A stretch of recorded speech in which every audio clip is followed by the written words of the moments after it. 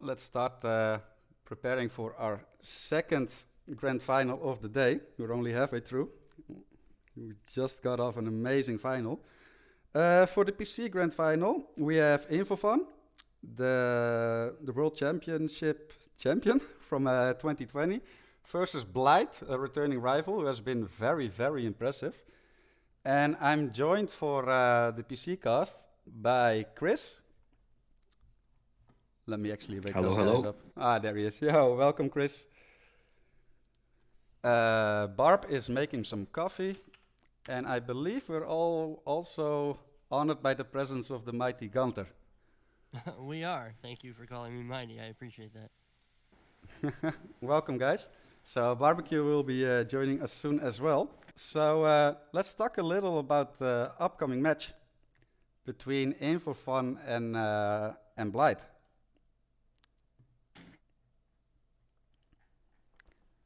Yeah, so Well, I guess oh, Chris, did you have something you want to go ahead?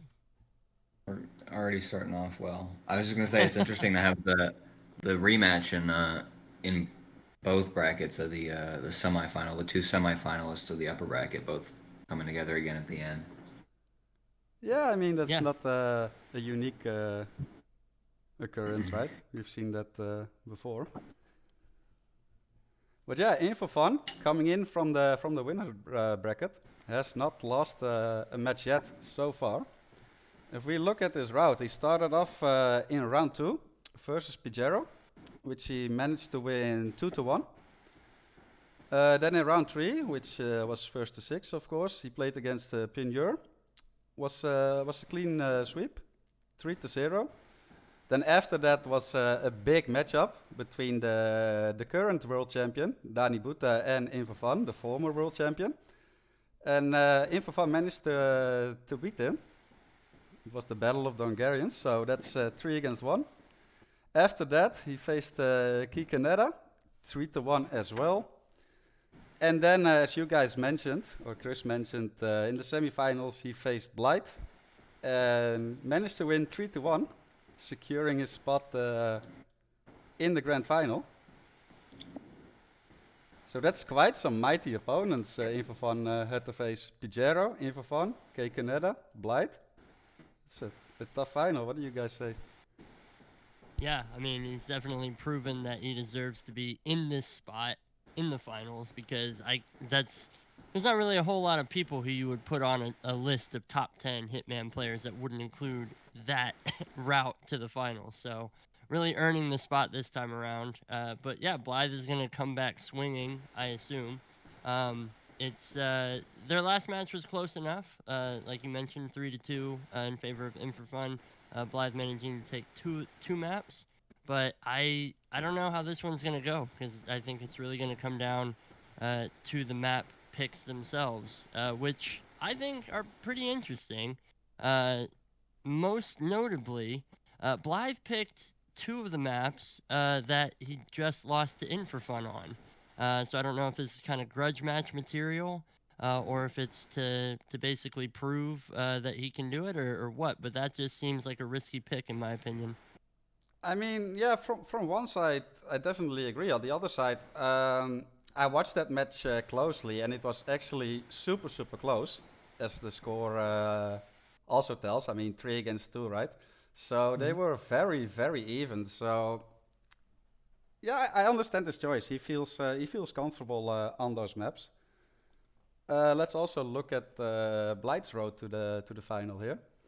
So Blithe also had a tough route in front of him. He started in round 2 as well, just like In4fun, where he faced up against Gordy, managed to get a 2-0 victory. After that, we had Mario versus Blithe, and I believe that was the match with the Mumbai train kill exit for Mario. I'm pretty sure that was it. But yeah, Blithe did manage to win that one as well, 3-1. The round after he faced Oh Shit Man, which was a clean sweep, but it was closer than the score would expect. I remember that match. Then in round 5, he beat me, 3-1. And yeah, then the semifinals, as we already discussed, that was very close. Nearly lost at the end. That forced him to drop down to the loser bracket final, where he faced Giannini. And, well, we all know Giannini. And 3-0 sweep in favor of Blithe. So that just tells how strong Blithe is and how even this matchup will be, right? Yeah, Frody, or Gunther, you were saying that this is feels like a grudge match, and I would definitely agree with that. In fact, I actually kind of wrote that out in my little summary of each player's through the journey through the brackets. Like Blythe avoided the lower bracket until he went up against In4fun. So In4fun put him back down into the lower bracket. He overcame Yanini, and then hello, here's Blythe again to face off against In4fun. So we know that In4fun certainly can beat Blythe, but Blythe, is not going to roll over. This is his chance to retake it. Maybe show him. Maybe he did a little bit of practice. Very much a grudge match material, though, in my opinion. Yeah, makes sense. And also, welcome, Barb. Already welcome the other two casters. Glad you got your coffee. Yes, I'm So, already dialed in. What do you guys think about the maps we have in front of us? The 8 maps that both players have chosen. I think the maps are kind of part of the most interesting bit of it here. After just coming off the console matchup where it was like back to back the big 5 maps, and now here, looking forward to what all of our map picks are. There's a lot of short maps, and I saw a lot of talk about it in the Discord and some of the stuff I heard from In4fun, and it really feels like it's going to be like a battle of confidence here. Mm-hmm. Obviously, both players are confident enough are on all of these maps to be able to perform well. We've seen that time and time again. But especially on some of the short maps, there's a lot less variance and kind of spin difficulty. So you won't see something maybe as far out there as what you might see on like Santa Fortuna or something. I think it's just going to be up to who's able to hold it together better. And I know from Blithe in the past, we've seen a pretty consistent streak of really safe play and very few rips. So we'll hopefully see that come through here as well. Yeah, that's a good point. A lot of these maps that we're going to be playing on are very short. You got Dartmoor, Dubai, Whittleton Creek, Hokkaido, New York. The ones that might give us a little bit longer of a match are Bangkok, Sapienza, and Marrakesh. But even then, as you said, it's really going to come down to confidence. Like the bigger maps give you spins that are a bit more interesting and maybe allow for more improv and variance. That may not be the case as much here with these matchups, but depending on the spin we get, we could see that change. I do think that it's interesting pointing out that we just came off the console match, which included a lot of the big 5, because this one includes none of the big 5. So Colorado, Mumbai, Berlin, and Santa Fortuna were all banned, and Haven was just avoided. It was neither picked nor banned by either player. So no big 5 maps here. So now you look as well into which player has no restarts, because that's often going to influence who's going to come out on top in any of these maps. And as Barb just said, like, these are all faster maps for the most part. And it can really swing one way or the other. That's got to give you the momentum going into the next map. I think seeing Bangkok and Sapienza back to back, those two are really going to set the tone for how the match is going to go, in my opinion. I think whoever gets out of those with less difficulty can certainly just take this whole match. If we're tied after those 2 maps, then I think it's anybody's game. Yeah, for sure. I'm really looking forward. I think despite the vast difference in maps, like the long maps versus the shorter ones, as we just discussed, it's also like this matchup is gonna be just as close as Buff Guy versus Ducker. I feel like. For sure. I'm very hyped to see this. Yeah, Blythe has done extremely well in this tournament too. If I'm not mistaken, Blythe first entered the Roulette Rivals, I think in Roulette Rivals 6, which was when I first signed up to start competing. So we were both rookies at one point, and Blythe has just been practicing, must clearly be practicing a lot, because you don't end up here in the grand finals, against In4fun by luck or sheer chance.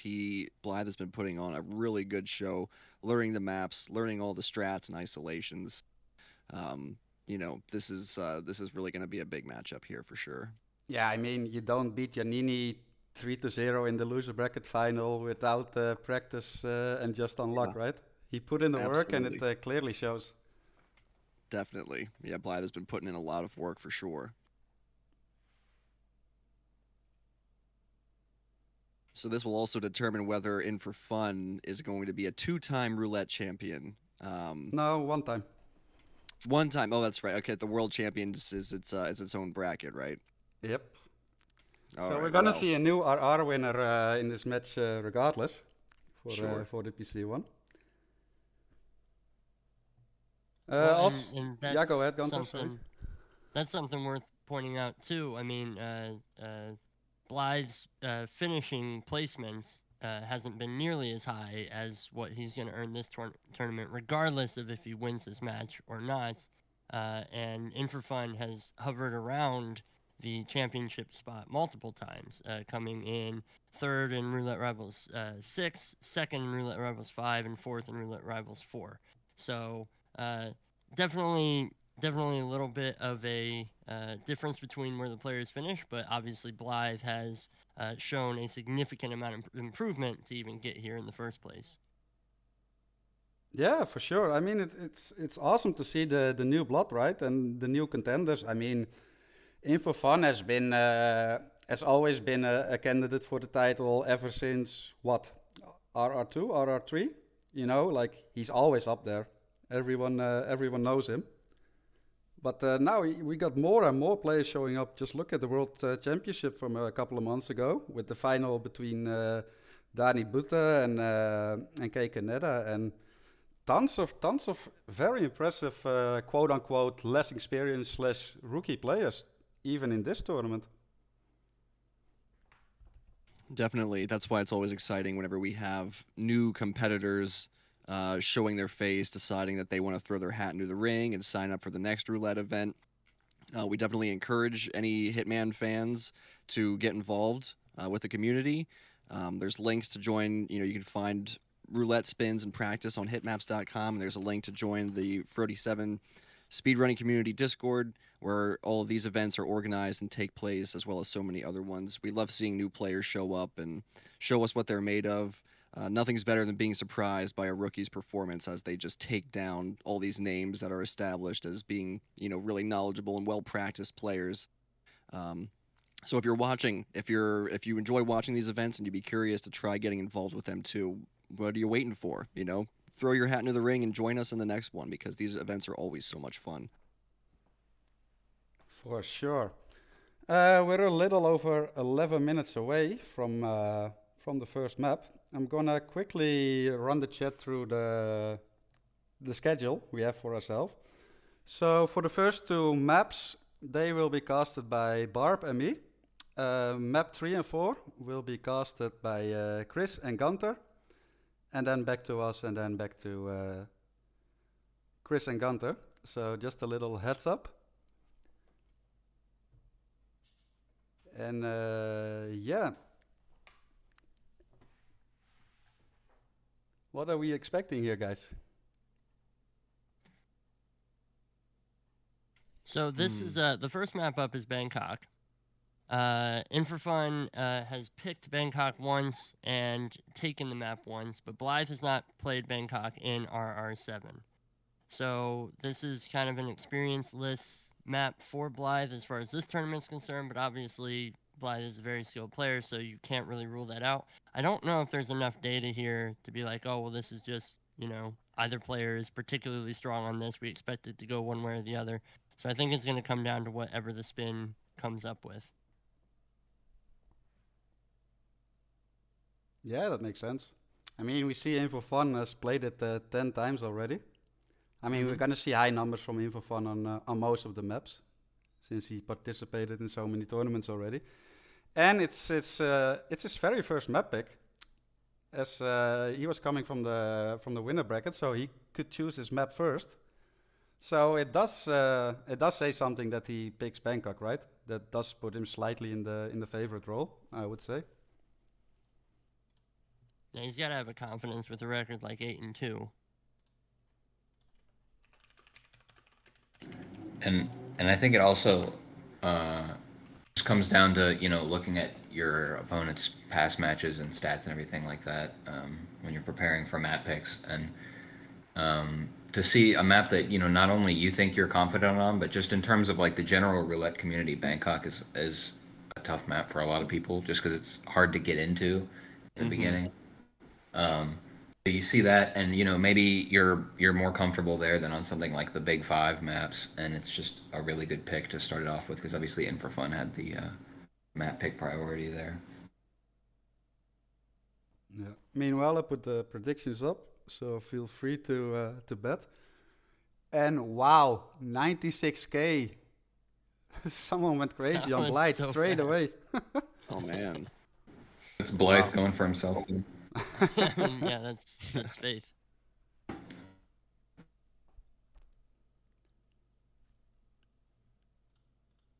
So we got several minutes, a little quiet before the storm. I'm actually Definitely. gonna make myself a little coffee as well, guys. I'll be back in 2 minutes. Sounds good.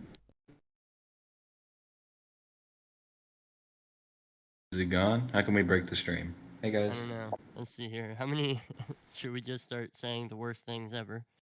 And Bad. just Let's get banned? let's dump some bad casters' luck on the players.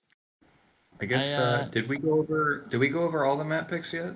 I don't think we've gone over all the map picks, Yeah, and you can that's what I run was them gonna down if you pose. want to, Chris. Go ahead. Yeah. All right, so starting off, obviously we've got Bangkok from In4fun, then Sapienza for Blithe, New York from In4fun, a very short map there at the beginning, Hokkaido from Blithe, Whittleton from In4fun, Marrakesh from Blithe, Artmore from In4fun, and Dubai as the last map, and then everything else has either been banned or just left out entirely. I'm a little sad to see Santa Fortuna was banned. I mean, there's a lot of good maps on the ban list there, but Santa Fortuna, obviously, that's one of my personal favorite maps to watch roulette spins shake out on. But I understand where the urge to ban it comes from as well, because it can be a really, sometimes you get spins that are straightforward and you're like, oh, I can get the shaman, I can get P powers, no problem. But then sometimes you get spins that are just like, you can't even figure out where the best place to start is or the best place to approach is because there's such variability with Santa Fortuna spins. I mean, in most cases, sometimes you get some that are really straightforward, but a lot of times they're not so straightforward. And when that spin arrives, no matter what map you're playing on, when that spin finally loads in on the page, it's like that's the first puzzle you have to solve. It's like, where do I start? What do I bring? What am I stashing where? And on maps like Santa Fortuna especially, I feel like there's just a lot of room to kind of play with that sort of approach, maybe less so than other maps like Dubai and New York, for instance. Yeah, I'd have to agree with you. And I think as well when you're in something like this, you kind of want to pick counter to your opponent. You want to make sure that it's like, all right, well, if my opponent's just really, really good at improvisation and stuff, I'm going to pick something that isn't going to require so much of that. I'm going to pick something that is just based on hard-boiled strats. You either know it or you don't, and that's how I'm going to take them. And it seems like both players have kind of taken that stance against each other here, which makes sense because we're talking about two very, very, very good Hitman players going head to head. Mm-hmm. The biggest surprise for me was actually the early, as I mentioned, the early New York pick from In4fun. In a first to 8, obviously being the third map, we're guaranteed to see it. I actually asked him about that being his second map pick, and it was just kind of a case of he plays the map a lot. He's very comfortable on it. It wasn't, necessarily that he thought his opponent was going to be terrible on it, just that, it kind of takes some of the nerves and all that sort of junk out of there. Sure. Yeah, picking a map that you're very comfortable on is certainly a good, trick to save, especially for when you get to the grand finals. And New York especially, that's one of those maps, New York, and most roulette viewers know this by this point, but New York, Dubai, Dartmoor, these we wait for the spins longer than the players are actually in there completing the spins. Yep. So there's such a almost like a non-existent margin for error where if you make a mistake in planning or even like routing, if you get hung up on a corner somewhere as you're trying to run, like that could be what makes or breaks you. depending on what your opponent is doing. But it really comes down to such a small. There's no room for mistakes on those maps, basically, especially in the grand finals, more so than round 1 or round 2 matchups. For sure. And I got my coffee. So Welcome I'm back. all set. Thanks. I hope it's strong. So, Freddie, what do you think about all the stuff that we just said that you didn't hear? I'm expecting a lot of trash talking about me. I know how much you guys love me, so. But yeah, guys, we're 4 minutes away. I'd like to ask Chris and Gunther to take a little backseat. And we'll Yeah. see you guys for map 3 and 4. And yeah, we're gonna start soon. Are you ready, Barb? Are you excited? I'm on the edge of my seat. If I'm any more on the edge of my seat, I'm squatting, and I'm so ready for this. How about you? How are you feeling? I've been thrilled the whole day, ever since I woke up, really. Yeah, I bet. I mean, like two grand finals between 4 technically amazing players. Like, what more could you want, right, for a roulette Sunday? It's an amazing day. Exactly. That Seems like the viewers having a great time as well in chat, so that's great. Oh yeah. It's awesome to see the Hitman community so energized and interested to come out and watch these events. I mean, obviously there's lots of ways that we can all play Hitman. You got contracts, you can speed run. Roulette mode is just such a really interesting addition. I think it really draws upon people's ability to kind of like think on the fly. Obviously, there are meta strats and isolations, and to some degree, all roulette players have that knowledge and can't unlearn it. But there is also an element of sort of unpredictability, right? Roulette brain is definitely a factor, and there are so many ways for things to go wrong. If you calmer a guard somewhere and you forget to pick up his weapon, someone else finds that weapon, then you got someone hauling that weapon away. That's a line of sight. That's a pair of eyeballs moving through the map that maybe you didn't account for, and it can really kind of come down to those small details and those small differences between the players that will end up creating some drama and some interest. So Yeah, for sure. roulette's just such a great mode for that, I think. Yeah, it's a completely different ball game. Meanwhile, we were talking about the predictions earlier, right? And like a massive start, but it seemed to have turned around a little. At the moment, it's 133k for In4fun, so he is the slight favorite here on his own map pick. So yeah, we're gonna see a minimum of 4 maps since it's first to 8, just like the other grand final, and a max of 8 maps. I'm strapped in. I'm here for the whole thing. I'm ready. Yeah, I'm hoping for an 8-6 or something close again. Always, it's always good when we see a long, protracted match, especially in the finals. We turn up here because we get comfortable and we want to be here for the whole, as long of a match as possible. Yeah. If it was over right at 4, then I think we'd all be just a little sad just because it'd be over so fast. Yeah, you don't want to reach the grand final and then just lose straight away 8-0, right, Chris? Sure. Love you, buddy. I couldn't resist. Less than a minute away. What would you like to see here, spin-wise, Barbecue? Oh man, I'm pretty sure the Stalker's not allowed on any spins. Is that right, or is he allowed for remote kills? For remote kills, it is allowed.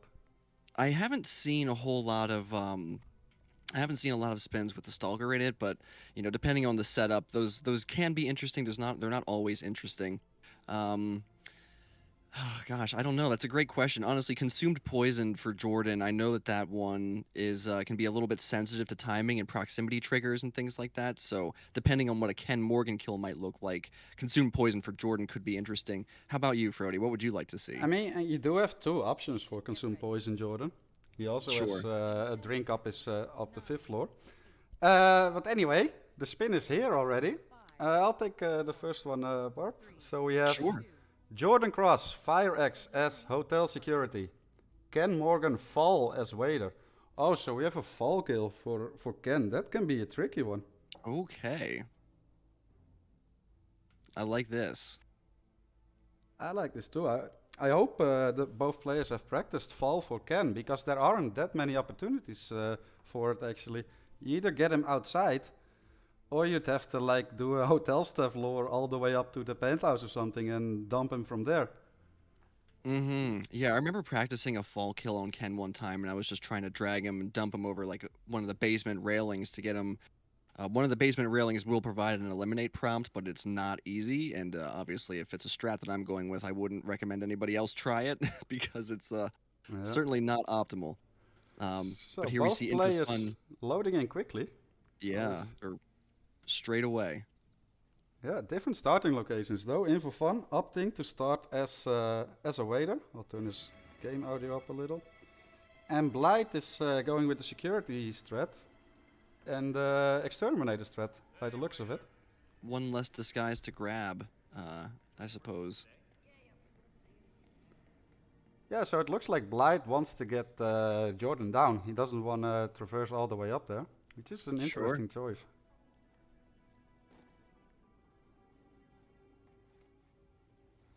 And we think In4fun maybe gonna go for this early peekaboo here. I'm not sure if the timing will work out for this. It might.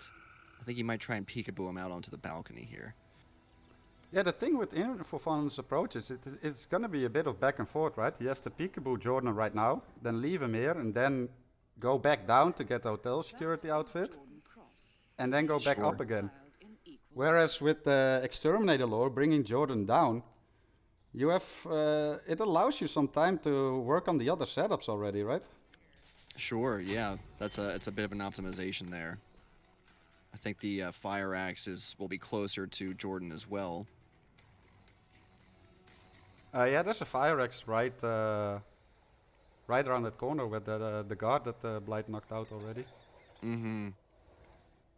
So In4fun does get Jordan Cross pacified there. He's left him on the not on the balcony. He pulled him into the bathroom, but still sufficient. He'll be able to get back there hopefully without too much trouble. Yeah, exactly. So yeah, interesting to see. I want to see what the time difference is going to look like for both players here, for when they get the Jordan kill. But I'm even more interested in how they're going to approach the Ken kill. 'Cause you do have a few options. Yeah, I'll be interested to see what Blithe does here now that he's, planning to bring him down into the atrium. Where might you drag him from the atrium, I wonder? Probably to one of the side basement stairwells. Yeah, I'll be learning something new here from Blithe, I'm pretty sure. Blight didn't do the ladder yet though, so he's just focusing on Jordan here. He's gonna get him down to the box, do a few coin lures here, and now he's gonna place another coin down there, make Jordan go all the way there. He does have a little bit of struggle. He uses his last coin there already, so now has to Yeah. place his briefcase. Oh no, he does have another coin.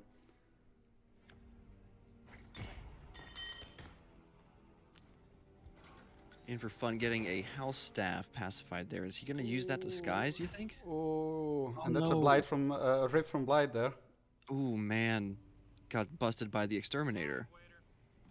Yeah, and from someone upstairs already as well. So yeah, Yeah. solid lead now for In4fun. Still really curious to see how he's gonna approach this. He must be thinking, where am I gonna do this fall kill?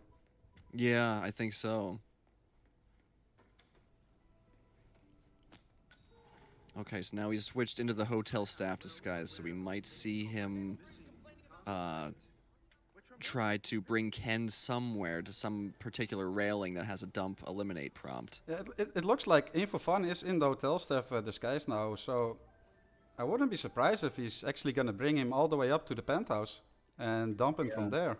Which is a very safe approach, it's just kinda time consuming. Sure. He does have a bit of time to work with here, but if Blithe catches up quickly, it may not be enough. But In4fun definitely has the advantage here. 4 minutes into his attempt. No rips yet. Yeah, and we haven't seen Blight's approach yet either for Ken. Right.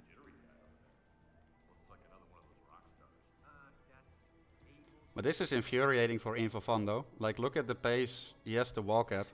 Yeah, And if Ken, he creates too much distance between them, Ken will just say, okay, well, then I'm just gonna leave again. right. I actually learned something that if you keep your camera fixated on Ken, even if you're walking far ahead of him, he does walk a little bit faster. But his name, the Brick Morgan, he's more like a bag of bricks. He moves extremely slow. Yeah, and especially Just, in a grand final RR match, right? This is Yeah. infuriating.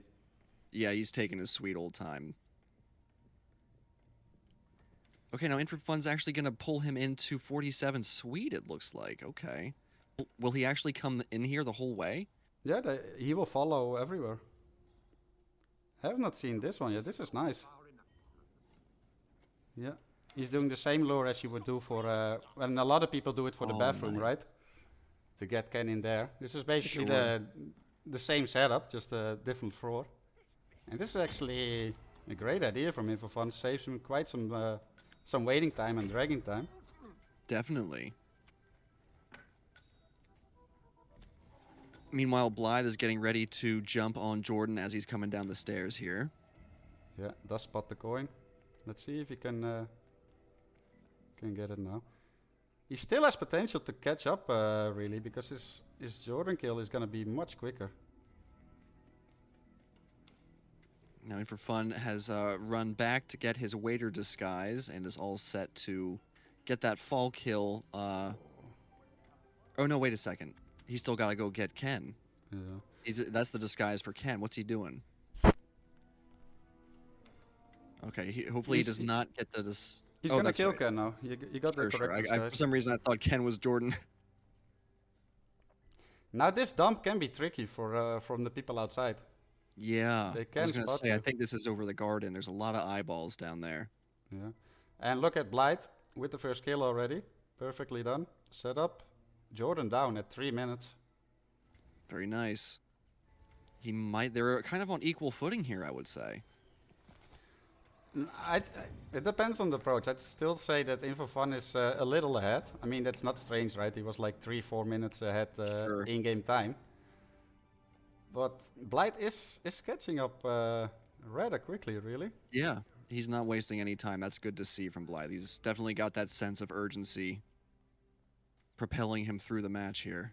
Yeah, and Blithe is in the hotel staff as well, so we might see the same threat for Ken here. Yeah, it's a very powerful way to move Ken around the map. Get him to some behind some different doors and hallways and such. Yeah, and In4fun is gonna knock out this security guard here, get that outfit. Firex is right around the corner.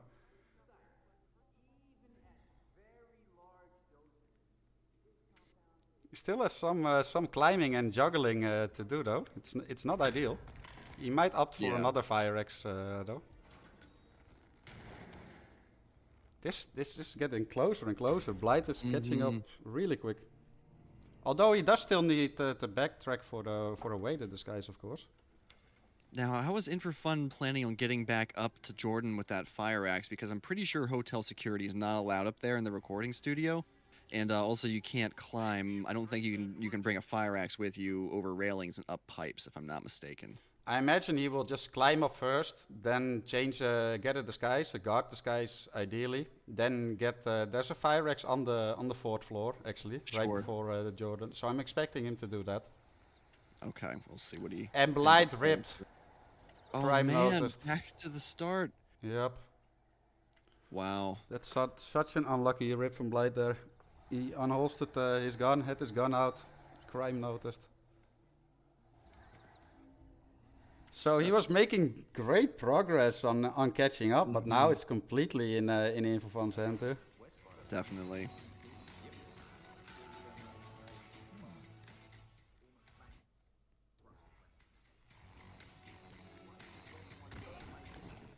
Yeah, like I said, In4fun is just gonna do what I expected him to do. Knock out one of these guards, change into this one, retrieve the Firex, get back to the disguise, and then it's actually looking really good for In4fun. Couple enforcers to watch out for, but as long as he's mindful, he should be okay.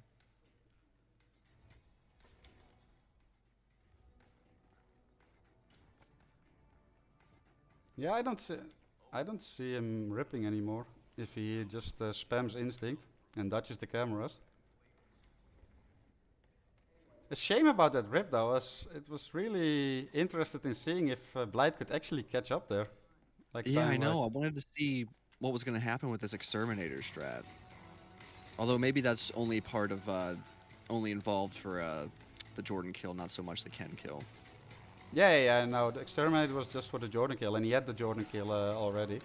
Sure. He had him killed at 3 minutes in-game time. So that was and he was making great progress, but then for some reason he accidentally pulled out his gun and got a crime noticed. It's just a little bit too roulette brain eager, there. perhaps.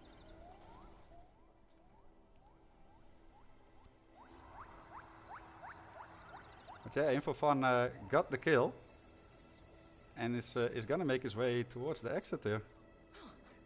Really? And not much Gonna in his see. way either in this disguise, I think, Barb.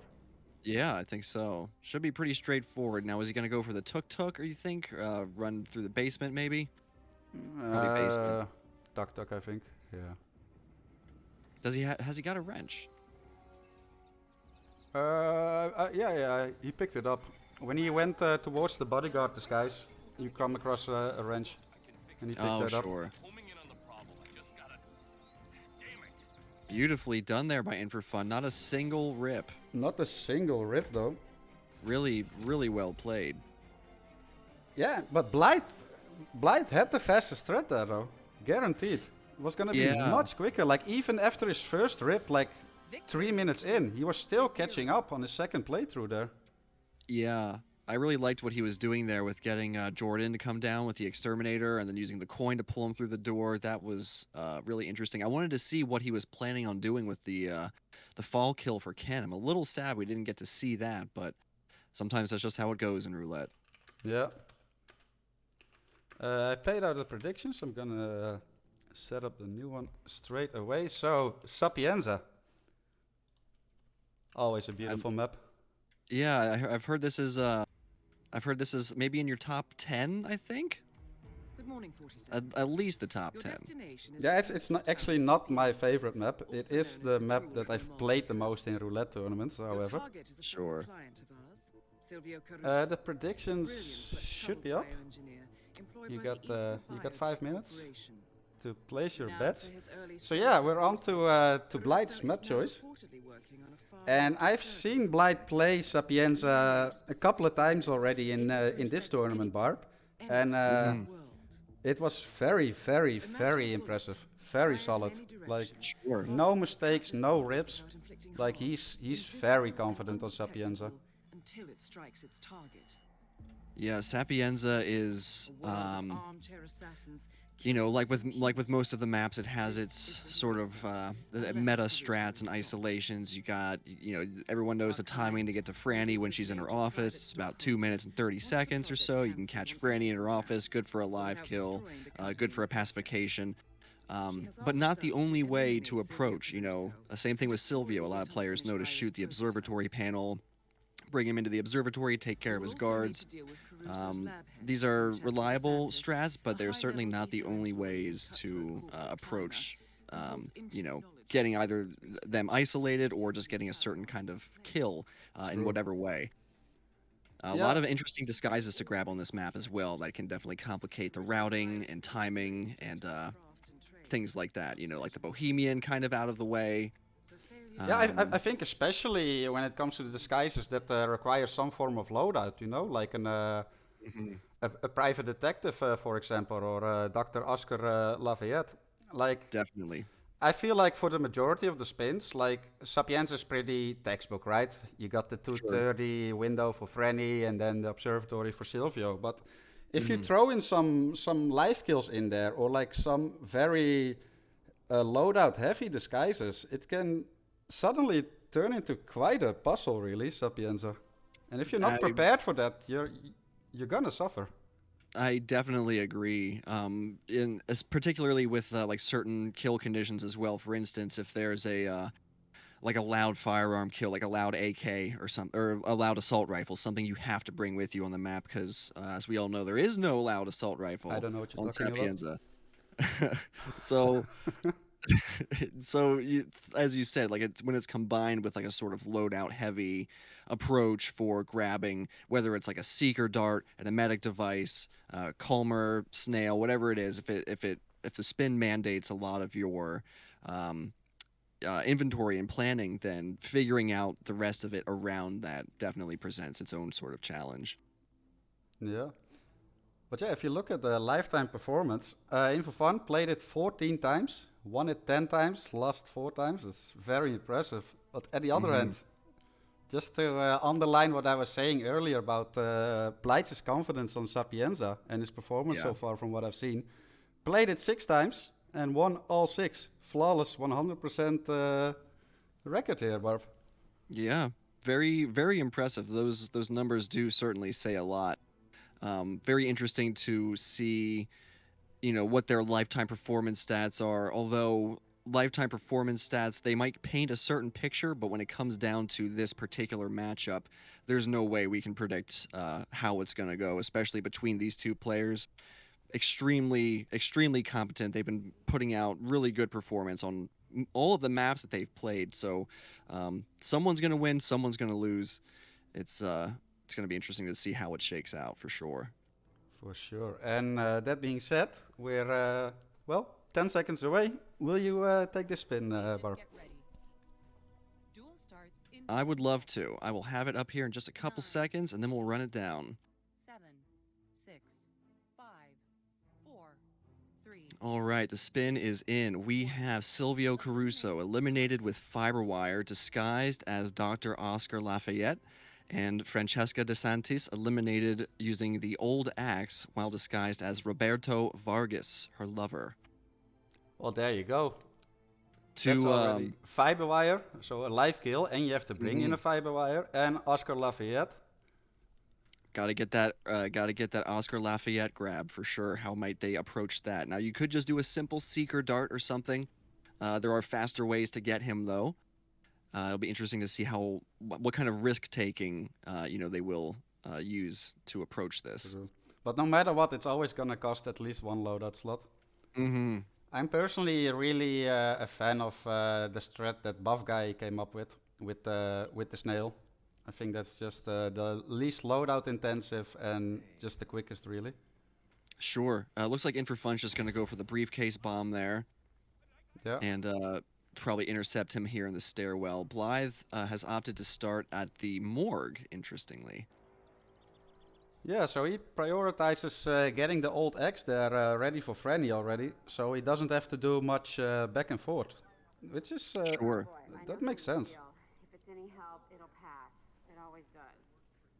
Yeah, it's always interesting to see when players like take just radically different approaches to the spin, and they usually end up being pretty competitive as far as like how the timing works out.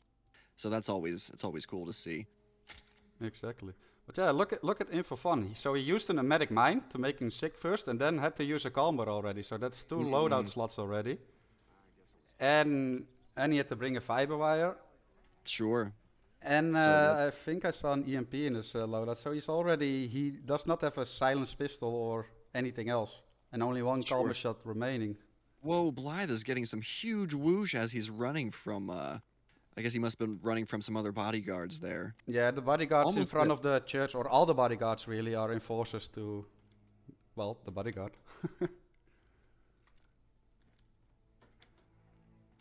He is making some nice timing here though, Blithe. He won't be able to also get Roberto in time. But still, if he makes the 2:30 window for Franny, gets the isolation there and leaves the old X, that's already, that's already great stuff, I would say. Yeah, that's most of the Franny kill there, thankfully.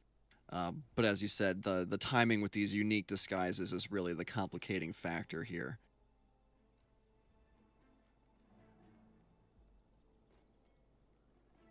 Yes. Blithe is opting to use a calmer dart on one of those kitchen assistants there. That's interesting. Yeah, I mean, that makes the other guys in there lose their enforcer status. So he can Sure. just walk through safely. He does need to hurry up a little bit though. He's 2:10 in-game time, just like In4fun. They are just gonna catch Franny in time though.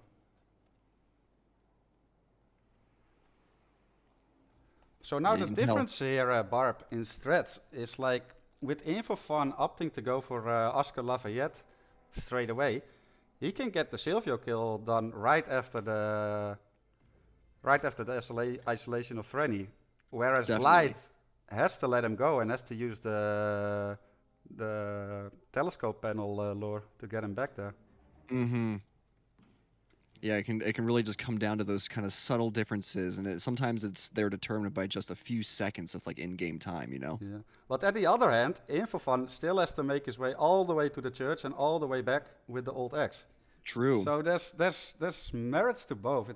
It's hard to say what's gonna end up being faster in game time. Yeah, and it's hard to pick the fastest strat like at the start of the spin. You know, like sometimes you can come up with an idea, but the idea you come up with, you don't know what if it's going to be faster or slower or whatever versus what your opponent is doing. True. Now the good thing for Blithe is though he's not on a timer anymore because like with shooting the panel you can get Silvio there at any time, so he doesn't have to worry about timing so much anymore. Now this position that he's in for getting these KOs on the guards, I know that this can work. Hopefully, no ripperinos from In4fun here, and it looks like he's gonna get it. Beautiful. Very well done. Yeah, and that's the first kill down for In4fun already. Next up, Francesca DeSantis. Now I want to make sure he's careful when he runs in and out of that main door into the observatory, because that guard who roams and leans against the wall, you don't want to open that door while he's there. Yeah. Ooh, what a big whoosh Whoa, from Blithe. Blithe. And that was the lady that goes inside there. Yeah, that's Rocco's sister, I think, Yeah, right? that was super lucky there. Very close. So now In4fun is going for the old axe. Do you think we'll see him take care of the virus first on his way back up, or is he going to go get the Franny kill and then get the virus? It doesn't make that much difference. I mean, the virus exit from Frenny, from up there from Frenny is the closest. Sure. So it would make sense. And he still needs to get the Roberto outfit as well first. Now Blithe is going. Blithe is getting Dr. Oscar Lafayette sick with the emetic device there. He just placed it at his feet because you can do that as a bodyguard.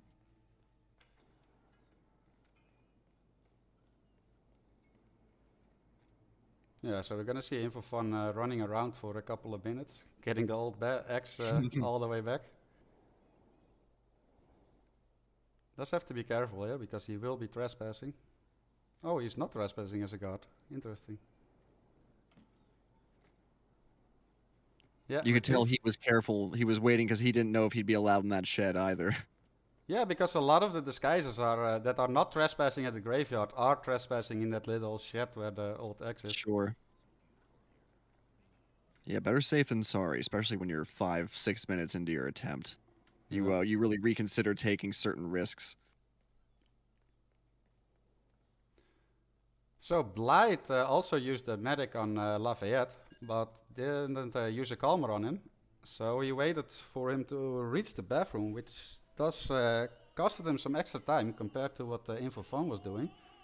So Definitely. I wonder if he didn't have a dart to use or if he's got one left and he's saving it. Now, I know he spent one on the kitchen staff to get through the kitchen.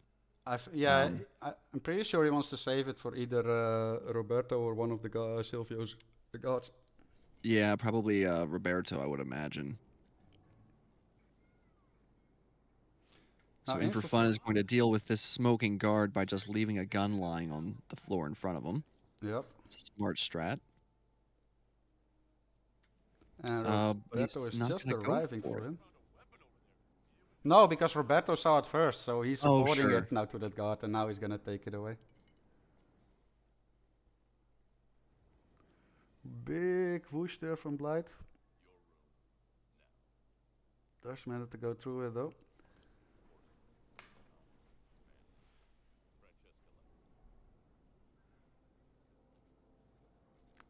Still, In4fun is leading though, but Blithe is starting to catch up now. We actually had more calmer shots ready.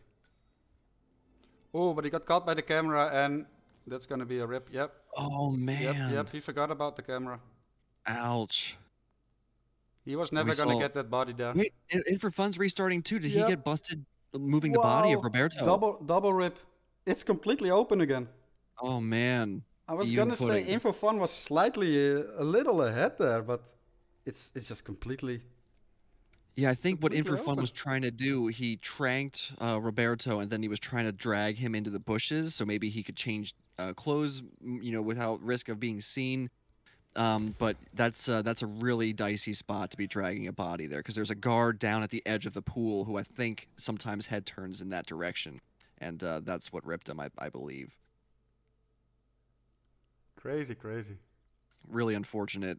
Especially he was like over 7 minutes in there to this attempt, so now both players doing these early moves here. And Blithe has actually changed up his attempt.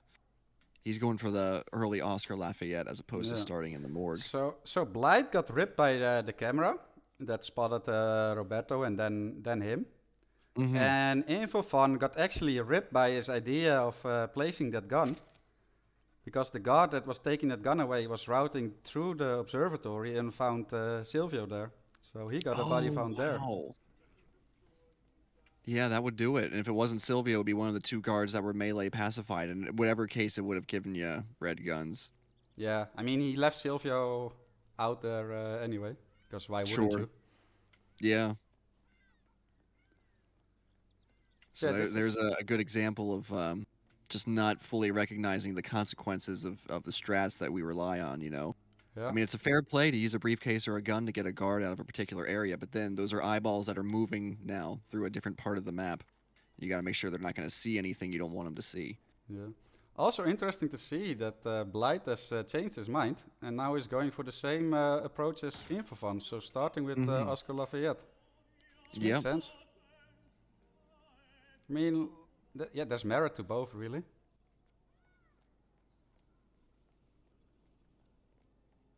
Yeah, sometimes you gotta change up your approach and your strat on the fly. You gotta say like, okay, this isn't working for me. This isn't optimal. I'm gonna try something different. And Yeah. that's always a bit nerve-wracking when you decide Oh, to. Blithe, that's... Oh, that was the biggest whoosh ever. Whoa. I don't know how he got away with that. Yeah, so interesting, like Dr. Oscar Lafayette, he's not trespassing at like, ooh, and a side KO, and that's a rip from Blithe. Ooh.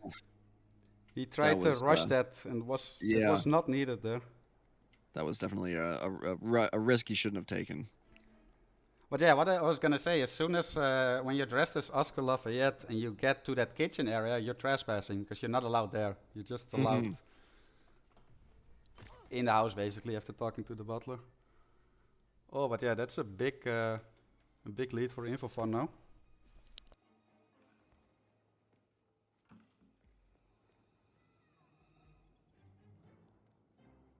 So now In4fun's going to get Silvio again in the observatory and just hopefully accounts for the Roberto Vargas situation a little bit differently. We'll see how he adapts.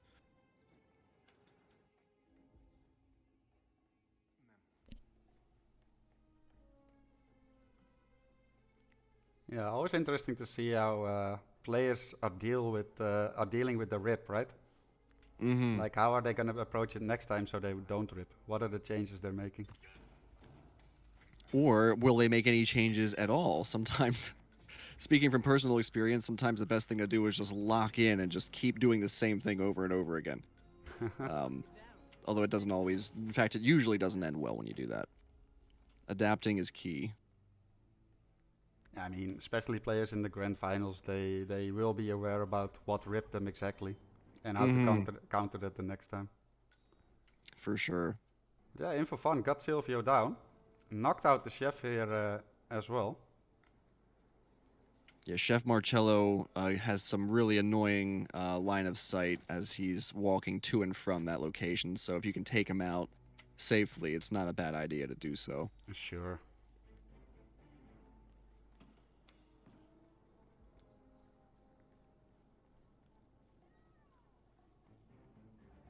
So now In4fun's going back for that old axe, I believe, now. Yeah, he's gonna do a little sightseeing. Ooh, very early KO there from Blithe. god, just went past the door. He's still really set on rushing this spot, even though you don't really need to. He's making some good progress now as well, though. I mean, 2.5 minutes behind, but still, he's gonna get the Frenny kill or a Frenny isolation in 20 seconds. And the Silvio kill less than a minute later. Yeah. Yeah, that's a big part of overcoming these roulette spins too. Is that sometimes like with the timing of everything and trying to make sure you get where you got to go to get these opportunities when they present themselves, you're spinning a lot of plates at one time. And that can be it's a balancing act for sure. It's a tricky thing to do. For sure, for sure. Okay, In4fun's taking care of the evidence console, so no cameras to worry about now. Yeah, smart move there. Because his loadout didn't allow for a pistol, so he couldn't shoot that camera there either. Mm-hmm. And that camera is just in such an obnoxious position. It's actually the worst camera on the entire map, in my opinion. Which one's that? The one The one aiming at Roberto, like Sure. that one.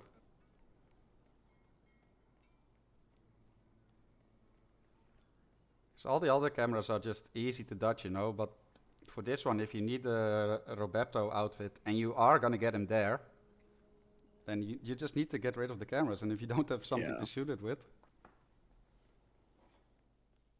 But yeah, Blithe with the Silvio kill as well.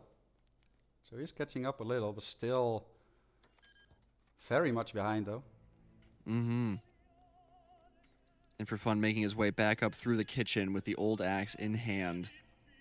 Franny is not long for this world, assuming he can get himself into that Roberto Vargas disguise. How are we going to see this done differently here? Let's watch In4fun closely. I'm expecting running. to just... Okay, that's interesting. Oh, that looks risky from In4fun. Yeah, definitely. Still, this will work out though for him. Also, he did take care of the chef, of course. Drags Roberto into the bushes. Hopefully the breeze does not blow the wrong way such that an angle is peeking out from that bush. Yeah. Because that would be an easy way to rip. Yeah, surprisingly, Roberto can actually be one of the trickiest disguises to obtain in Sapienza. Yeah, I can agree from my own experience there. He definitely requires a bit of finessing. For sure. So Blithe is getting himself the old axe now, and In4fun with the weapon in hand and in the right disguise for the Franny kill, she is on her way out. And there she goes. Yeah, and now he's just heading down to the virus, taking care of that. He has an EMP.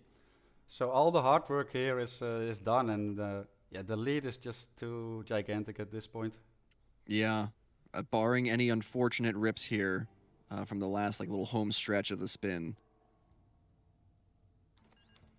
Yeah, should be pretty straightforward. I don't see it happen anymore.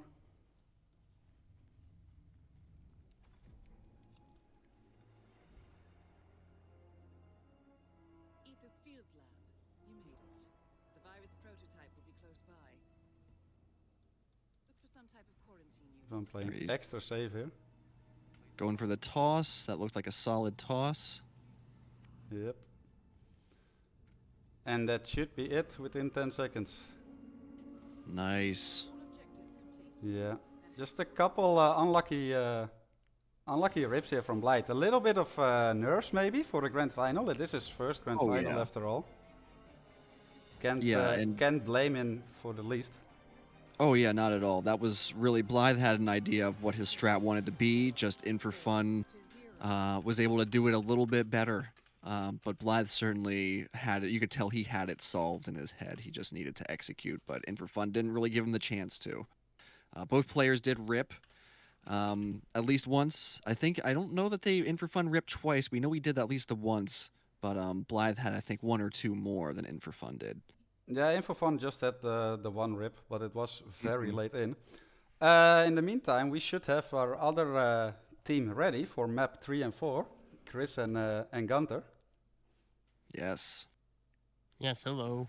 Hey guys, Hello. welcome back. We leave it up to you. You can prepare for the next map, talk about what just happened in Sapienza, and Barb and me will take a backseat. Good luck, guys. See you soon. Yeah. Thanks, fellas.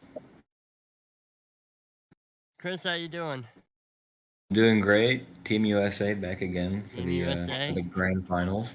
In the crack of dawn, doing some Hitman. You love to see So what it. do we think about those last two maps there? Those are some pretty long spins, huh? They were some pretty long spins. I think seeing the rest of the lineup outside of Marrakesh, I think that those are going to be the longest spins that we see. Obviously, the cast has just pointed out that the Sapienza spin definitely went In4fun's way, but Blithe was in a really good position multiple times, just couldn't actually execute, which I think we see very often with roulette players. I know that I am very guilty of that, knowing exactly what to do, but being unable to execute. But still, really good play from both, and I loved seeing the lead changes that we saw just go back and forth. A very commanding lead for In4fun there, but that's Sapienza. Of course, depending on what your strat is, could be a very loadout heavy one. So it was interesting to see how they decided to tackle that. And obviously, we saw Blithe go for some optimization on the second go around, but didn't work out in his favor. New York, though, very quick one coming up here. Yeah, and this one could be anybody's, because this is just one of those coin flip maps, and obviously both players of similar caliber, way up there in terms of Hitman skill, so I think that we can see it go either way. I'd love to see Blithe pull it back just to make for a more competitive final, but at the same time, In4fun is playing with very commanding execution, so I could see it working out that way too. It's exciting to see how these two players are going for it, but definitely don't want to see a clean sweep, regardless. Yeah, and you've got to imagine that Blythe's probably not feeling too happy about the 0-4 deficit here. We might see that come into play in his planning and execution on this New York spin. But of course, hopefully not. As you mentioned, is one of the coin flip maps, as some people will deem it. So even though Blythe might be feeling pretty down right now, there's just as likely a chance that, especially with Hokkaido coming up, it's either the third or fourth quickest map by the numbers. Could very easily see this come back up tied after these next two. Yeah, exactly. And I mean, we're looking at the lifetime performance here. In4fun is no stranger to New York with a 9-4 record, while Blithe is just sitting on 1-0. But I think that the most frightening thing, if I'm Blithe, is the map record for this map is actually held by In4fun, just from the World Championships, the recent World Championships. So you know that this is going to be a strong pick for In4fun because he's got the experience. He's obviously very skilled at this map, and it's just one of those maps that even if you're really good at it, you can lose it if something doesn't go your way. So I think that 6-0 is quite possible right now, but Blithe definitely has to pick this one up and definitely has to pick up Hokkaido, 2 fast maps back-to-back if he wants to stay in this. And actually checking out In4fun stats, he's picked New York 8 times. This is his most picked map in all of his roulette career, so that's a big up on that one. Well, we have the spin live. Chris, you want to read this one out? I can do that. Absolutely. It is going to be Athena with the screwdriver as the bank robber. So I guess, probably the most cursed disguise you can get on this map. Just looking at a full list of them, but the garage start's always going to be very good for this. You can take out the evidence, all that sort of thing. Yeah, where are the players going to grab a screwdriver from here? There's got to be one that's... I mean, I know there's the one just up the way here at like the kind of lost and found desk. I don't know what that area is called.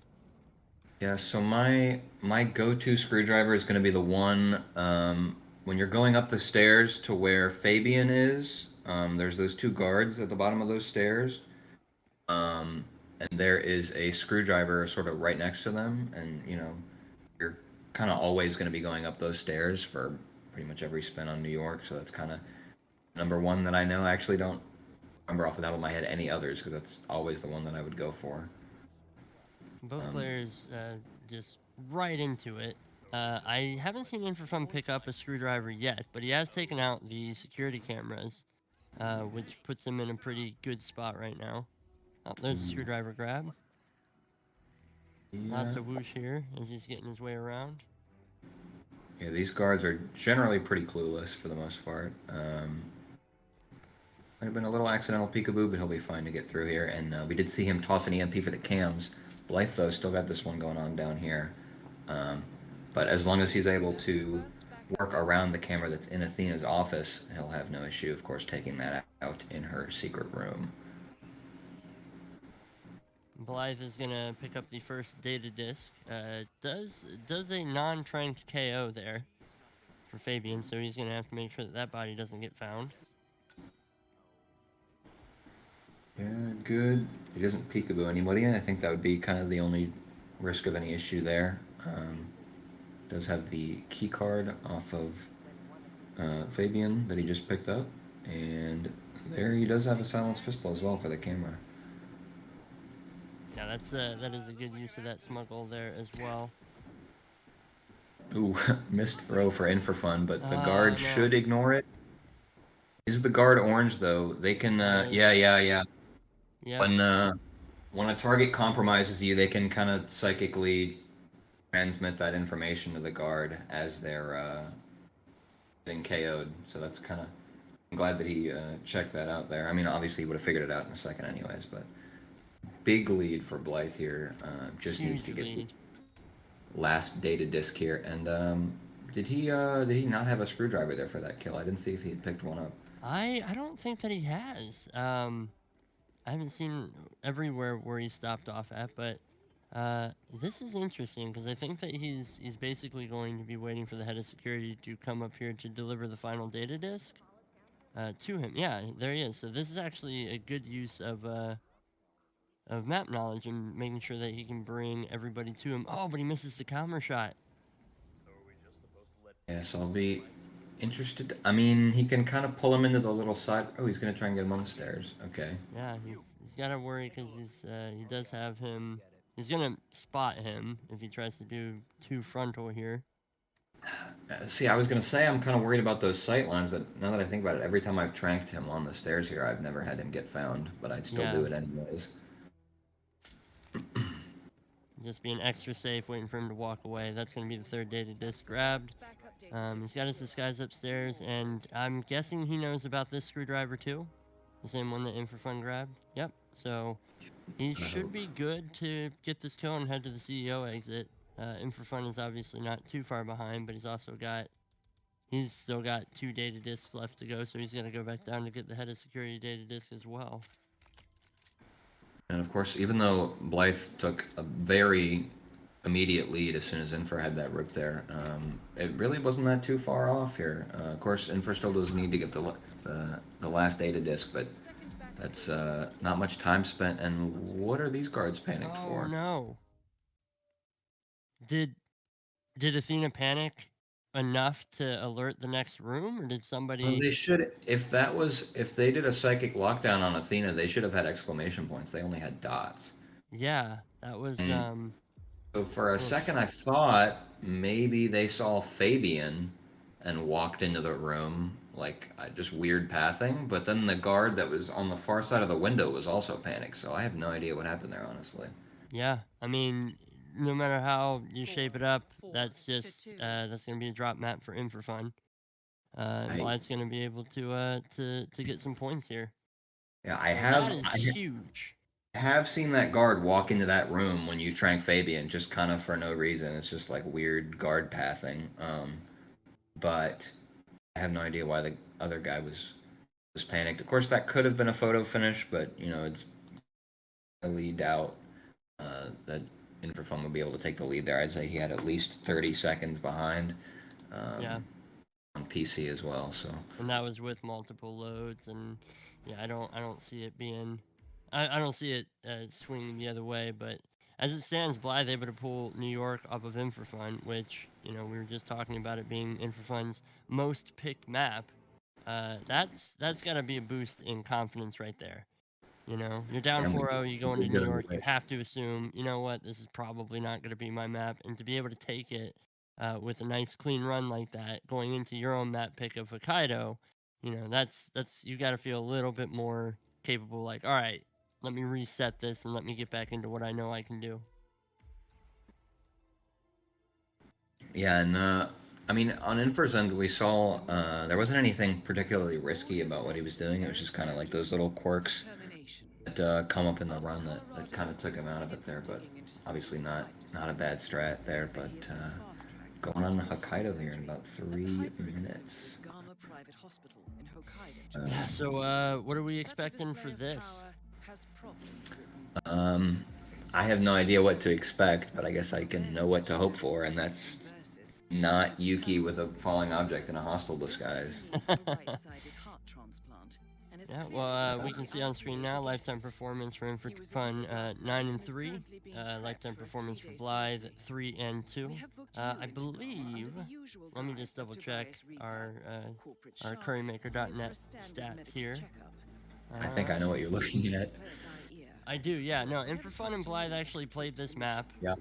against each other in their most recent matchup, and In4fun took it. So, but this is Blythe's pick. So Blithe is picking a map that he lost In4fun on. But obviously, we said in the pregame that this is still a map that he's very confident on. It was still a very, very close map in the match that they played. So this could still go either way.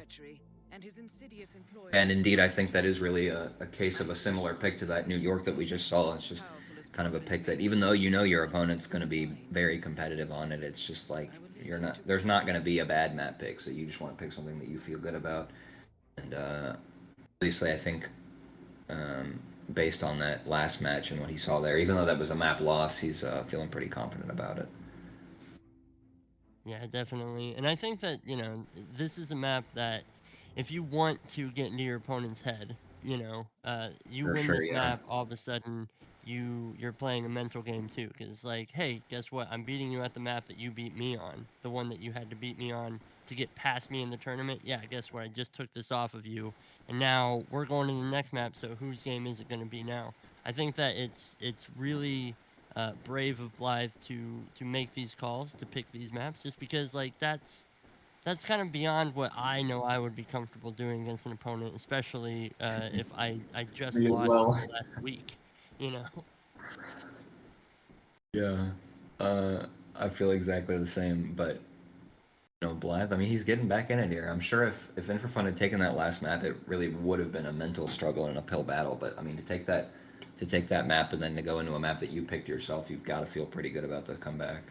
Yeah, you've almost brought it back to even. You've got one map to get there. You can force 4-4, and then basically you're starting over, going in the second half of the map picks. You've reset the game clock completely, and now it's just, all right, it's a first round roulette at that point. It's like, okay, I just got to win 2 maps at this point. So. Yeah, and then we see Whittleton and Marrakesh coming up. Can obviously both be very fast maps in their own way, but can also be very competitive in terms of strat viability. You can have 2 completely different strats that work out to the same time, so I'm sure that would be great to see as well. A lot more places to trip up to, a lot more objectives to take care of and complete, some back and forth on the maps. It could definitely throw a wrench in the plans of our players. We have the spin, and it's live now. We have Eric Soders, need to throw his heart into the trash can while wearing the suit, and Yuki Yamazaki with an SMG while disguised as Chief Surgeon. So, suit, throw the heart in the trash can. Pretty much any suit kill for Soders, really. Almost couldn't be easier, but you've got to consider with the Chief Surgeon disguise, that's, for most spins, that'd be something where I'd immediately select Surgeon start, and we see that from Blithe, because of course there is a suit on the map, but you've just got to determine, it's a question of, do you think the comfort or the the routing is more preferable there in terms of your starting location. But In4 in the sweet start there, we see. Yeah, In4fun starting suits, but not going for an early Yuki isolation. So just heading straight over to the morgue, I'm guessing. And people are probably wondering, why doesn't In4 just start morgue there if he's going for the Soders kill? I mean, it'll actually speed up Yuki's route by 30 to 40 seconds, so I think he's definitely thinking about using the sauna isolation for Yuki, and that'll just get her that much faster. Because obviously, assuming the Sutter kill goes well, he's going to have plenty of time, no matter what, to get that Chief Surgeon disguise. And Blithe grabbing the Chief Surgeon disguise right out the gate. Oh, big whoosh there from In4fun. He's able to get away though, but I mean, it's going to be a peekaboo, but you shouldn't have to go back there for a time. And he does have a smuggle there. Is that his SMG, I'm guessing? I would hope so. I don't believe that there is an SMG on the map anywhere. Oh, that's going to be a full spot. Does the toss of the gold brick through the doors, but doesn't nip back into that side room, and so the guards are going to head turn there and see him. That's going to be a quick restart. You're getting a little bit cheated by those windows there on the side of the doors, but... Yeah, the blinds do nothing, it turns out. But Blithe really only with about a 40-second lead on In4fun here. It's definitely not a match or a map deciding difference there. Right. And I think I'm not sure which of these two strategies is going to be the more viable, but I do admire In4fun taking care of the suit stuff right away, just to get it out of the way. I mean, this is going to be your more hostile disguise, bringing it into the Morgan stuff. So it's good to take care of this, but I do think that Blithe definitely has something going for him, just because he takes care of the Chief Surgeon disguise so early. It's going to be interesting to see how this shapes up. But definitely room for rips on both parts. Yeah, and we see Blithe activate the sauna as well, so that's looking like his plan. But he uses his illegal key hacker to try and get into the room, and that's going to rip him, and that's going to be a restart. Yeah, what I was going to say is I think with the different starts, the sauna could be workout at the same time for both, but I guess that doesn't matter anymore. Yeah, In4's got to the heart. Much better off the... No attention from the morgue doctors outside, so easy kill into the trash. Perfect. And a quick skip of the cutscene as well. So given that it's a heart kill, the NPCs will not be notified that Soders is dead. I don't know that particularly makes much of a difference for this spin, but it does make it at least slightly easier. Get to the sauna. It does also kind of make it a little bit more annoying to get the Chief Surgeon disguise, though, is another thing. So we'll see what In4's plan is for that. I thought I saw him have a Seeker, which is probably what he's looking for. Yeah, he does have a Seeker, you are correct. Both players almost synchronized in changing into this guard outfit, but with In4fun having a kill down. So In4fun is ahead by a kill, whereas Blithe has the Chief Surgeon disguise ready to go. We see In4 able to get that shot on Laurent there, and he should go to the bathroom with the smuggle, and just be fine to leave that body there forever. This is looking really good for In4fun, because he should be able to get this disguise, no problems, no questions asked, and then it's just a matter of getting to the sauna. Alright, Blithe going for getting into this door, waiting on the head turn this time from the guard. It's a risky maneuver, using a key hacker here. It takes a lot of time. He does need to get his suit, of course. He does already have the Chief Surgeon disguise, but he's got a little bit of some back and forth here that he has to get done. Yeah, because once he gets this, then he's going to have to set up the Yuki sauna isolation as well, so definitely advantage In4fun right now. And In4fun, about 30 seconds here, is going to have an opportunity on the Yuki kill, so... you know, I guess as long as there's no panic and, you know, trying to KO the guard the wrong way or anything like that, shouldn't have any issues. Even chooses not to climb up the pipe so as to avoid getting spotted by those two guards. Yeah, that is just good awareness right there. Takes a couple extra seconds, but you're also a little bit safer. Oh my, this guard has such a bad position here. Such a hard, yeah. Okay. Oh, alright. This is... She doesn't open the door with her magic. Nope, he's good. Alright, All right, that was about as close as you could get. Oh, He's there's- out of there. Yeah, just sprint. Yeah, but here comes the guard. I was wondering Oh man. how long it would take the guard if you don't let her go in. But yeah, he does a little bit of bumpage there, and should be able to get to the exit. No, he doesn't get to the exit. Oh no. It was a good last ditch effort too to try and cause that pistol panic. I don't know if he doesn't bump that guard, if he just goes straight for it, does he make it? Because So I think he what did have to double back. he actually did was he bumped the guard and dropped a soda can at the same time to try to distract him, and I think dropping the can canceled question mark off the bump, and that's why he was able to get there fast enough to find the body, because otherwise I think he definitely should have had time to get out there. Well, Blithe is back in a commanding position then, because Blithe has the sauna isolation set up. He won't have to worry about knocking out the guard, because Yuki will be by herself. She'll send her guard on her own.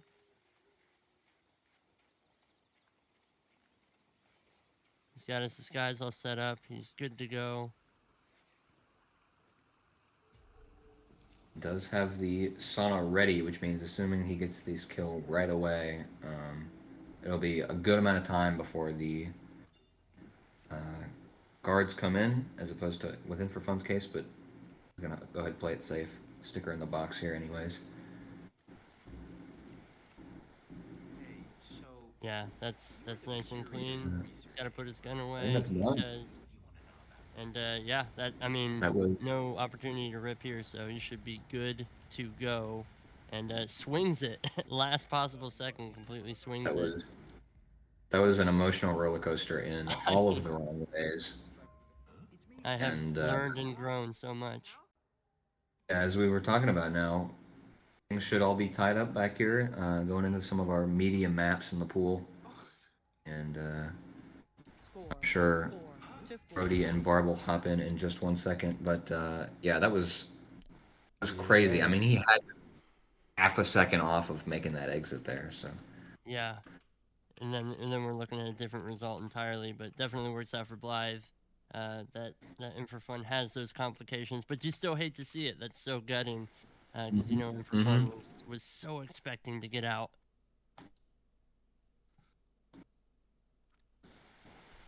What a match again. 4-4 again. You love to see it when we're all Love to tied up see it. like this in the middle of the match. Exactly.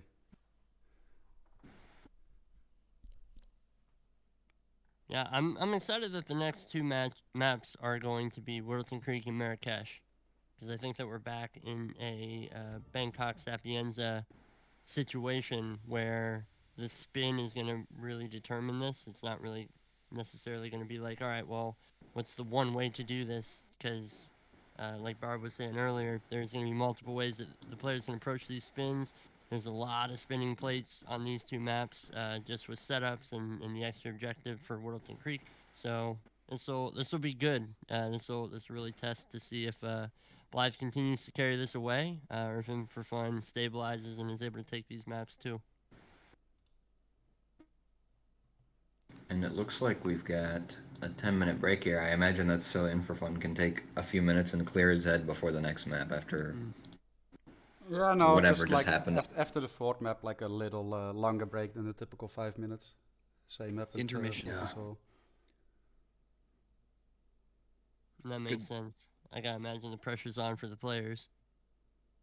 Good time to grab a drink, stretch your legs, smoke a cigarette, do whatever you got to do, exactly. because we're all tied up here. So the next couple matches are even more important. For sure.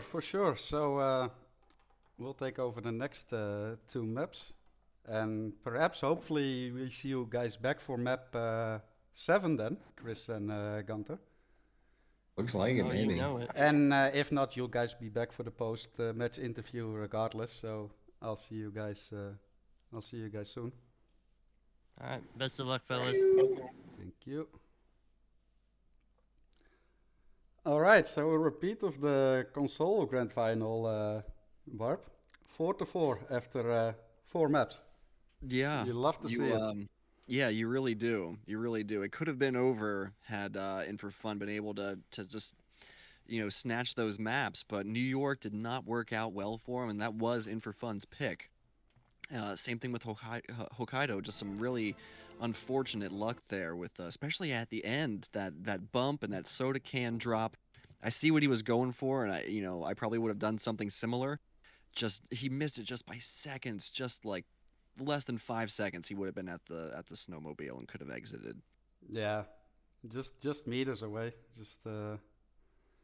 Just goes to show that even like the standard quote unquote safe sauna spot can Sure. can trip you over. Yeah, definitely. There's always little complicating factors that can sometimes come into play, and we certainly saw that in Hokkaido here for sure. That was really tough break for In4fun, but good for us and good for the viewers because what more could you ask for in a grand final than to be this tied up evenly? Both players certainly their nerves have got to be frazzled to some extent by now. When you're all tied up, you got some wins, you got some losses. It's anybody's game. It's very much anybody's game at this point. For sure, for sure. Yeah, just as expected, a really close matchup. A bit unlucky for In4fun there, but same could be said for Blithe in Sapienza, of course, and in Yeah. the very first map, Bangkok, with pulling his gun out. Mm, So it all in all, it kind of evens out, I would say, and yeah, these players are very matched with each other. It's very yeah, close. for sure. This is a great grand final, and so was the match between earlier between Buff and Ducker. That was a hell of a match as well. Great watch. And so glad that it's this sort of energy is continuing into this matchup here, the PC Grand Finals. Yeah. If we take a look at the predictions so far, the chat does seem to favor In4fun for this one so far. 41k versus 26k. Slight Mhm. favorite role here. In4fun very experienced at Littleton Creek, of course.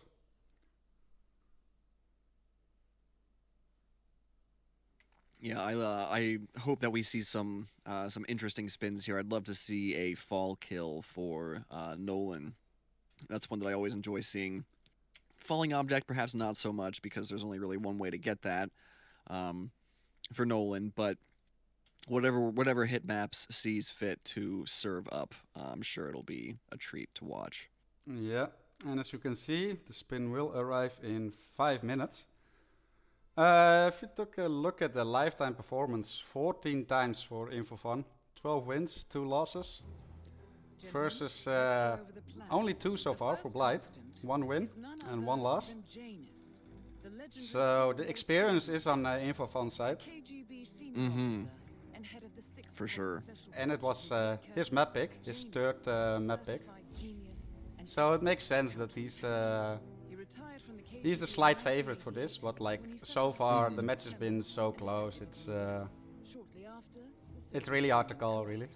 Yeah, sure. And obviously, both players are aware of what the map picks are going into it. So, if Blythe, felt a little bit inexperienced or less prepared for Wilton Creek, we can expect that he will have practiced this map, practiced some of the kill conditions, and maybe disguise grabs. So, yeah, it's still very much a clash of the titans here. For sure, for sure. What sort of spins do you enjoy seeing on Wilton Creek, Frody? What do you think makes for an interesting spin? Obviously, one of the wrinkles here with doing these spins is trying to get, trying to optimize your evidence. Finding the clues. There's most people go for the lawsuit documents in the cigar box behind Nolan's house, but you can sort of route differently depending on where your disguise grabs take you and things like that. So what do you think makes for an interesting trip to Whittleton Creek? I think Whittleton Creek can become very interesting in the sense of optimization, and with that I mean like if like all the disguises and kill weapons that are required are like spread across the map. So for example, you have I don't know, a mailman with an hatchet, Sure. like a disguise and a lethal melee at the corners of the map. So where players will have to choose, like, all right, what I'm gonna prioritize here? Do I want the disguise there already, or the weapon there already? Or can I even manage to get both of them, but then maybe like let the other target go for a bit? Like Sure. those types of spins are the most interesting to me. Loud kills not so much, because it's not really that much of a difference really. Sure. Yeah, that's fair. Loud kills especially aren't terribly difficult to get, depending on where you get, where you isolate Janus, for instance. If you get him up there with a gramophone lure, you can usually get a quick pistol kill or something and dump him in the closet and get out before the guards can descend on you. But obviously, you can you can pacify everybody on that floor if you want to be safe. That is a bit more involved of a setup, so that might add 20-30 seconds or so to your spin, which at this level of the competition would certainly be enough to push you out of a photo finish, at least being competitive in a photo finish situation. So Yeah, exactly. but that's a good point that you said about optimizing getting a disguise from one corner of the map and an item from another corner of a map. This might be one of those situations where instead of getting a guard disguise so that way it's legal to carry a hatchet or something like that, maybe they just elect to try and juggle the hatchet or go some kind of different route, not a sightseeing exactly. tour, but some place to stay hidden a little bit easier. It really comes down to those kind of optimizations that you're making. It might only be saving a few seconds or a dozen seconds, but at this level, that is definitely enough to make a difference. Yeah, like I said, just those type of spins that kind of force the players to make these decisions, like what do I prioritize? That's those are the most interesting ones for Wilderton Creek, in my opinion. Yeah, especially where you feel like you're kind of pressured to, employ a strat that's like a bit riskier because you want to remain competitive and you don't want to give up a whole bunch of time. You don't want to give a lead to your opponent. So, it's really interesting to see players try to weigh that risk versus reward benefit of whatever optimizations they're trying to make with their approach. Definitely going to be interesting to see. And we're just over 30 seconds away from our spin arriving. Yes, and we'll see at least one more map after this one, no matter the outcome. I'm sure chat is as on the edge of their seats as we are. Yeah, as always. Yeah, 10 seconds away. Who will take a crucial lead here and be on match point? This is a crucial map to win, just like in the previous final, because you can go on match point. And we have for Janus, Consume Poison as the nurse, Nolan Cassidy, Fiberwire as James Barry. I like this. I like this a lot. Yeah, this is Consume Poison for Janus is especially interesting, I think. Yeah, because you have to keep the timing in mind. This is actually, this could be pretty quick, really. Like, I imagine they're gonna set up the T straight away for Janus, get the nurse, and then they just have to make their way to Betty and wait there until Janus dies, and then by that time, which is around 3 minutes, you can Seeker Nolan and go for the Fiberwire kill. So I'm expecting a 5 minutes tops here in game time from both players. Hopefully they optimize their clue grabs to adhere to all of that timing.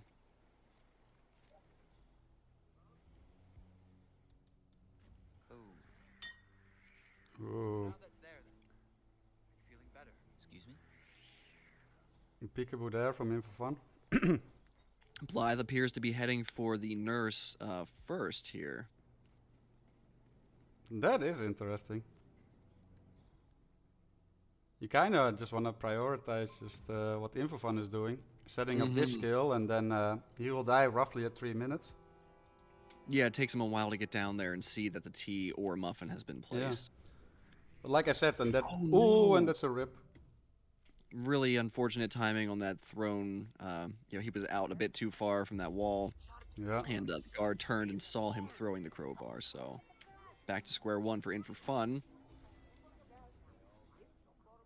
So yeah, this should be roughly a 5 minute spin. So like even a minute lead can already be a decisive factor here, really. Mm-hmm. Definitely. Now Blithe is opting to KO that guard. He does need to get rid of him then.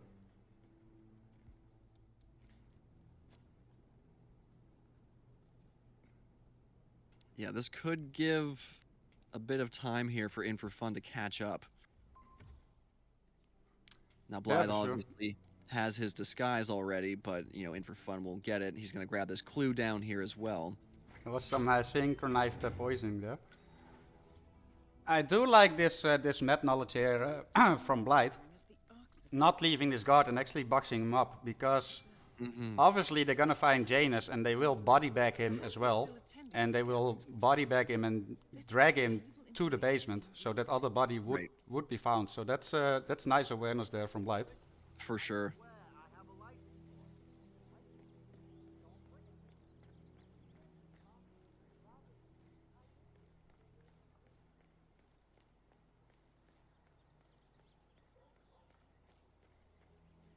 Blithe is just about 30 seconds out from Janus dropping dead. In4fun has about a minute and a half to get into his nurse disguise and then head for Nolan. Yeah, he should have. Yeah, he has more than a minute. He's already here. Yeah. And then yeah, this is gonna be close. Calm down. I'll check it out. Okay. You don't have to tell me twice. You know what I like about you guys? You're just...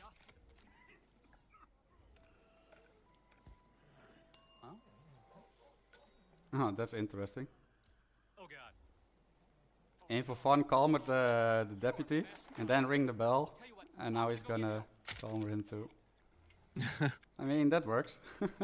If you got the darts to spare, you may as well use them.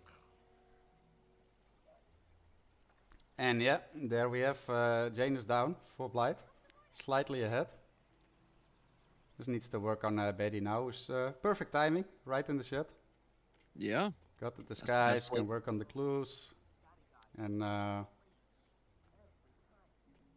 with this lead, he's not even really required to do the Seeker and getting him in Betty's room. He could just get him in the garage, and I still think he would have enough of a lead there in game time on In4fun. Yeah, I was just about to say, I think, when does Nolan go through the garage? It's about 4 minutes or so? 4.5, then he starts moving there. Yeah. At 4 minutes he arrives at this spot there. But yeah, Blithe didn't bring a Seeker, so he has to keep his distance as to not trigger the dialogue to delay him even more. Alright, In4fun gets the Janus poison kill and is now in the James Batty disguise. Both players ready to get this kill. And now the thing is, if In4fun does have a Seeker, he could catch up, or at least definitely force a photo finish. If not, then it's in Blithe's hand. Still. We are close now, 47. A cigar box with a few Blithe doing a bit of bumping on the guard here just to separate him from Nolan. Yeah. And yeah, no Seeker here. Blithe, don't do it too quick. Ooh. That can be risky, because as soon as he hits that elevation of the stairs, you'll just get a GRB. Yeah, and this looks clean. Yeah, this looks like GG's for Blithe. Yeah, and for the very first time in this final, Blithe takes the lead. Wow. You love to see it. It's been, this is such a great match so far. That one unlucky knockout from In4fun, where he got the unconscious witness, just one tiny mistake. That's all it takes. Yeah, that just shows how close this is.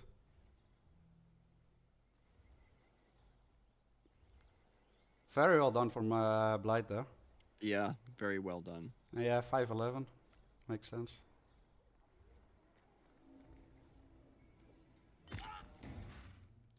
Now we're gonna see the match admin, which is Hans, aka Muletto.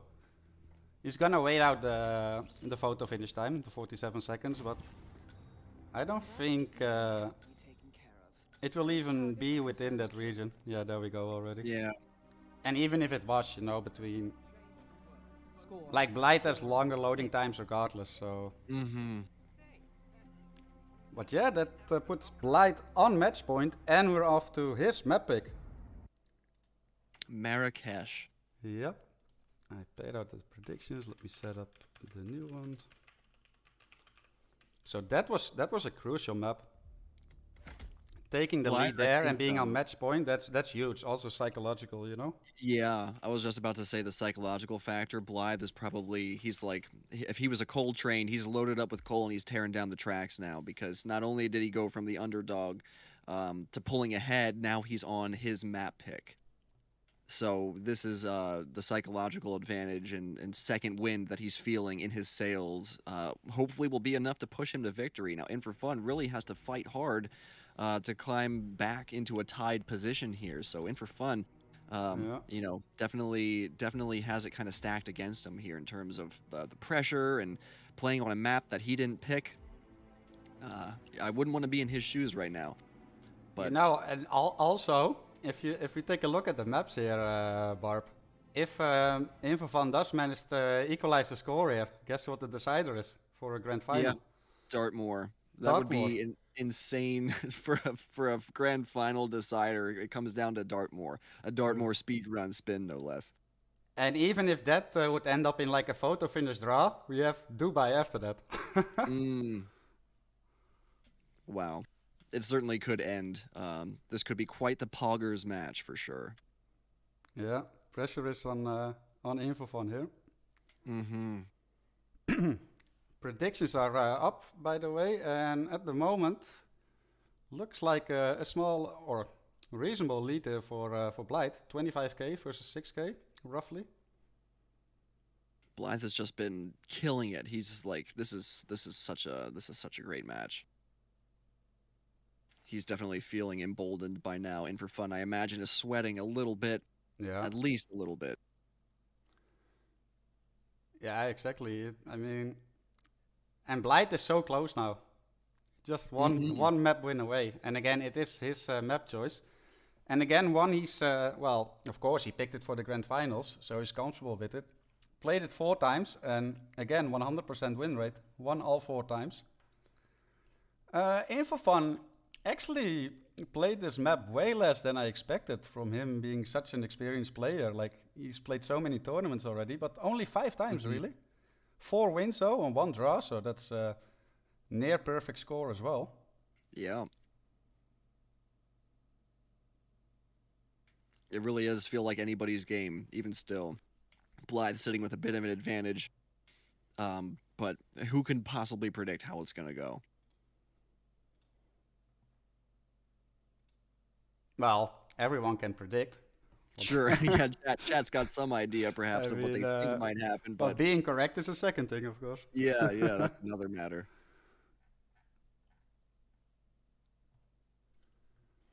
Yeah, quiet before the storm. Potentially the last map here. Potentially, yeah. This could be it for Blythe. This is his pick. We can assume he's pretty well practiced on this map. But you know, it's not over until it's over, and it will be probably in less than 10 minutes, maybe. I don't know. Some of these spins can be done pretty quick. The map record is held by Chrisx3, one of the casters on this match. Actually, he's completed a spin in 4 minutes and 38 seconds. So this could be over very quickly. Of course, you know, maybe not. It always is the possible that players rip when they're about to finish, and then they have to go back to the very start. So it could be a bit of a longer trip to Marrakesh. We'll end up finding out here. Yeah, Marrakesh can be really diverse in terms of spins and possible times. Yeah, and certain kill conditions as well might necessitate, you know, bringing the targets down into their little meeting location down below. If you got to get like a fire kill or something. So yeah, very very diverse range of spins, as you said. Exactly. 30 seconds away. Will you take the honors already for when the spin arrives? I would love to. And I hope everyone, including you and people in chat, are hyped for this. So hyped. I know I may not sound it, but the internal hype is real. Yeah.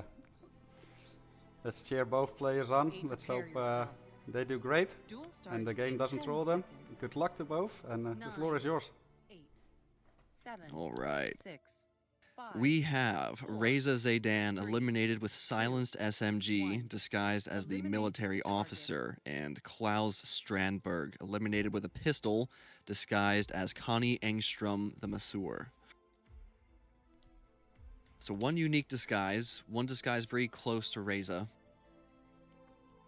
Yeah. In Yeah, for this fun, is jumping straight in. convenient. I don't see it being a record spin though, just because of the masseur disguise. I mean, Sure. silenced SMG and military officer for Reza is ideal, of course. That's what you want to see. Mm-hmm. Yeah, In for fun actually loaded in, but then did a quick replan there. He is starting as a soldier in the school.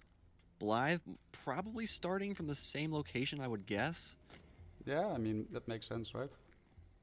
Yeah, that definitely seems to be the first part of the spin to try to work through, because... No, he's actually starting in the consulate janitor start. That is interesting. Now that means he's gonna be waiting possibly for 2.5 minutes to get Klaus by the handrail. But In for Ooh. fun gets a quick rip and restart there. Yeah.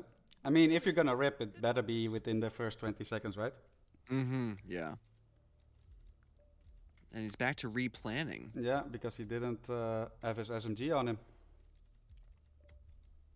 Yeah, the planning phases are very much as important in the entirety of the spin as the rest of it, as actually playing and pulling off all the moves, you know? Yeah.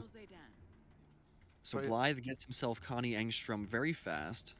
Yeah, so now I'm very interested if Blithe is just gonna wait for the standard opportunity in the vacuum room, or if he's actually gonna approach him for the massage one and kill him there, but then you still have to hide his body. Some interesting choices here. Whoa, In for fun, getting that quick grab on Reza. How on earth did that work? Oh man, and he gets ripped again. Yeah.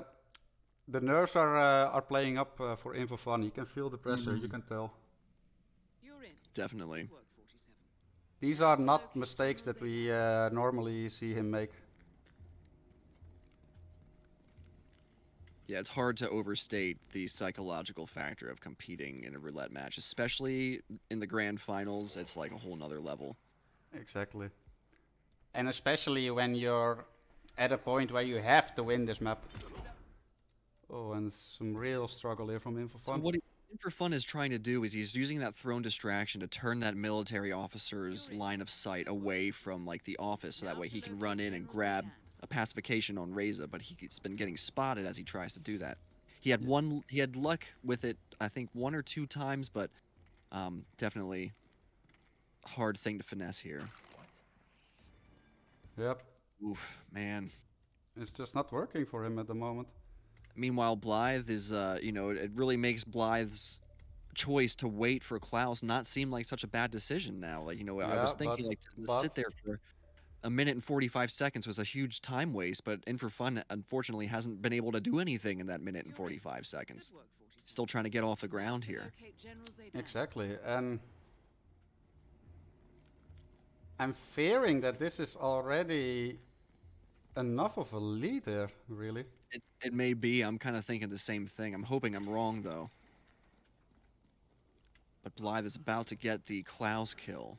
Yeah. Now, In for fun does get himself a military officer disguise. He opts to get it a different way. Still needs to get the Reza kill, though. And this is some good thinking here from Blithe as well. Like, it was a pistol kill, but he also wanted to have like calmers for getting the masseur, and he obviously needs the silenced SMG, right? So he couldn't bring a pistol, so he had to use the loud one instead of giving up a calmer. That's a very wise decision. Yeah, totally. Good optimization, because he knows that pacifying that one consulate guard will give him the pistol. As you said, it's loud, but a pistol's a pistol. Yeah, and you can box him up straight away. Mm-hmm. Like, especially at this point of the Tori and the match, right? Like the tensions, you can you have to be quick with your loadout planning, right? So you see SMG and you see pistol. It's so easy to then just like bring both of those, right? And then you realize, oh, but I need a calmer too, ideally. Right.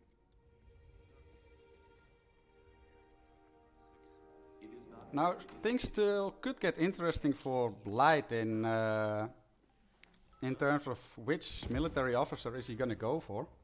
Yes. Yeah, he's not out yet. He's still got a lot of work to do in front of him here. Oh no, In4fun just a bit too close to the edge of the desk Yep. there as he tries to get Connie Engstrom's disguise. Yeah. In4fun is a little out of his element at the moment. Like some mistakes and some like rushed play, which is completely understandable because he must be aware that he's behind at this point, right? Yeah. But like we all know how good In4fun is at roulette, right? I mean, he's the world champions of 2020 for a reason. Sure. So we're not used to seeing him making these types of mistakes. It's just the pressure, really. It really is. It's all the pressure.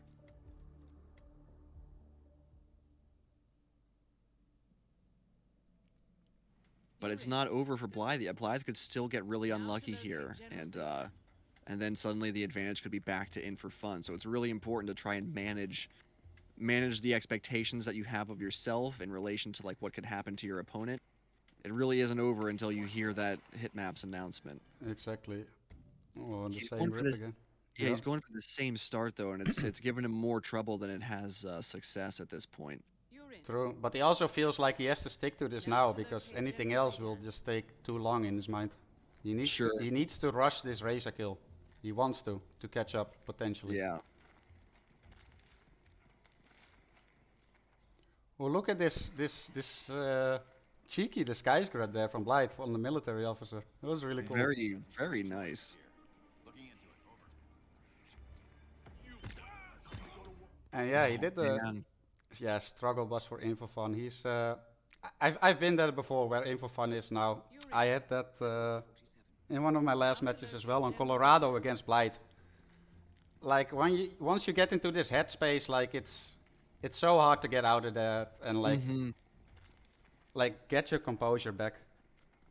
Yeah, I had a similar experience on Santa Fortuna. I just could not grab P powers at the start of the bar, and I never got farther than that part of the spin, and incredibly frustrating. But we've all been there. If you've played roulette, you've probably been in a similar situation. So we can identify. Blithe gets the kill. Now he's gonna go for the key. Don't get wrecked by this dude.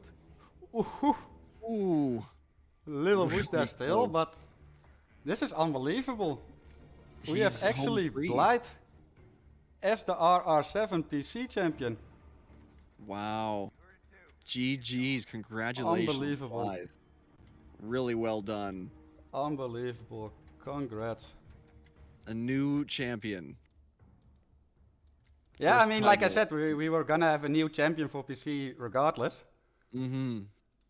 But still, like, just based on all the experience, like, In4fun was still a slight favorite, of course, but this just goes to show, like, how much Blithe has improved in such a short amount of time. It's actually crazy. Yeah, really, really well done. Incredible performance and growth over just a few tournaments. Like, I think Roulette Rivals 6 was Blythe's first event, and here we are in Roulette Rivals 7 now, Exactly. and Blythe as a champion. So, you know, well earned, well deserved, and really well played by Blithe and by In4fun too. Fought incredibly hard.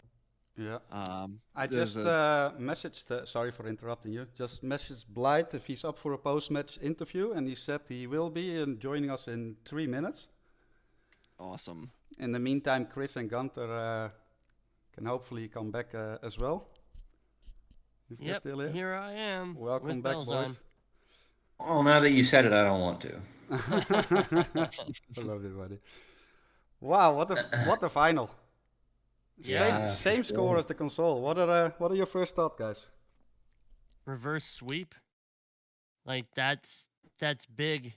I mean, going down 4-0 and then coming back, winning 4 maps in a row, and just completely turning it around. You know, I mean, we saw some struggles at the beginning from Blithe, in similar situations where like it just wasn't getting executed the right way, but then just completely turning it around and looking so clean on the next 4 maps.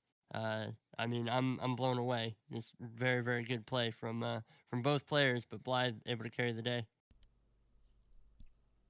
Yeah, obviously we're hoping, I guess in some sort of sense, maybe not considering what the next map was, but we're always hoping for a 6-6 going into the last map of the final.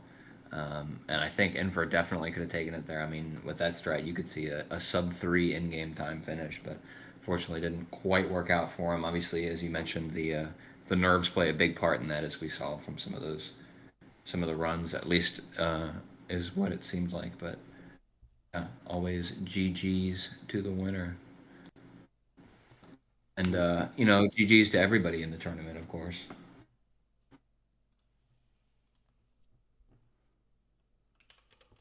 Yeah, that was tough watching In4 struggle there with that military officer and pacification there. Each time he went back into it, just fingers were crossed. Like, come on, hopefully it works for him this time. And just with each rip, especially being in that perspective as the player, like the mounting frustration when things don't work out as you're hoping that they will. Like that is such a complicating factor, man. Like you can really become your own worst enemy when that kind of stuff is going on.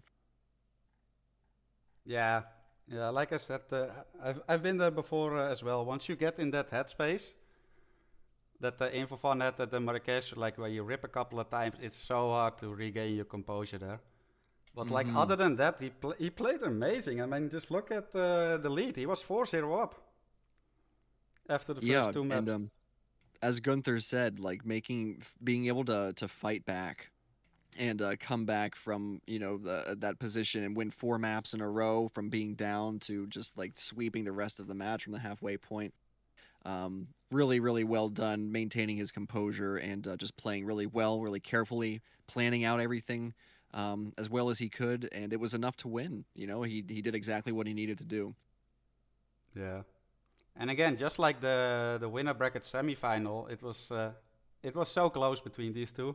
Both players definitely deserved to be in the final, which is already an amazing achievement, of course. Yeah, we have Blithe. Welcome, Blithe, and big congratulations. Hello, can you hear me? Yeah, we can hear you fine. Perfect, great. How are you feeling? Congrats, man. Incredible, but it's to be honest, I did not expect it after the 0-4 at the start, but yeah, I think. How did you experience it? Like from my point of view, like you winning New York was crucial. Like 4-2 or 6-0. That's for sure. A huge difference. Yeah, especially because it was on New York, like In4fun's pick. That was kind of the map I expected the least to win on, but it worked out, I guess.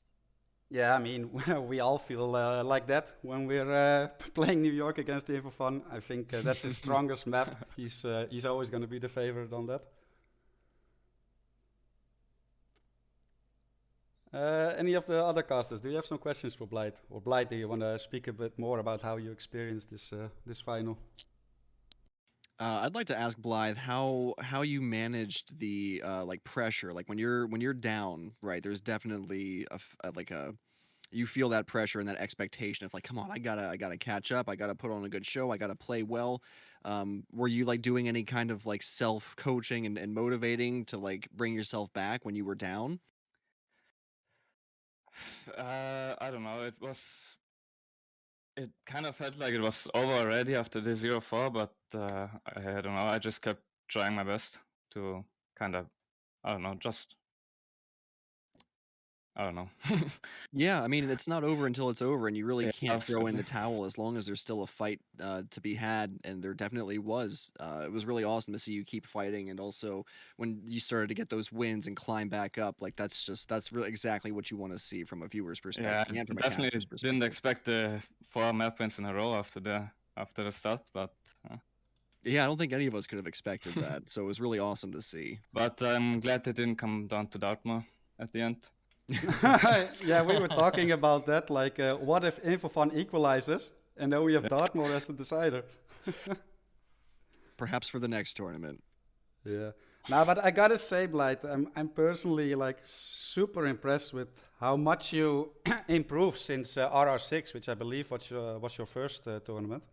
Yeah, since RR6, I think I improved a lot. Not so much between RRWC and now.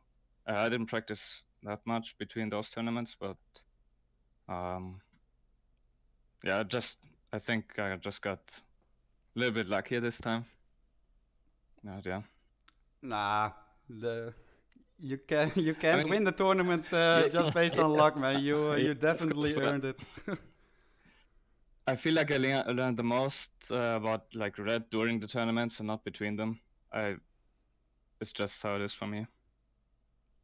Yeah, Sure. exactly. Hans actually wants to ask you a question, Blythe. He says, which map performance were you most impressed with or proud of? Like, which play do you think you did the best with? Like now in this match. Yeah. I think for the grand finals here.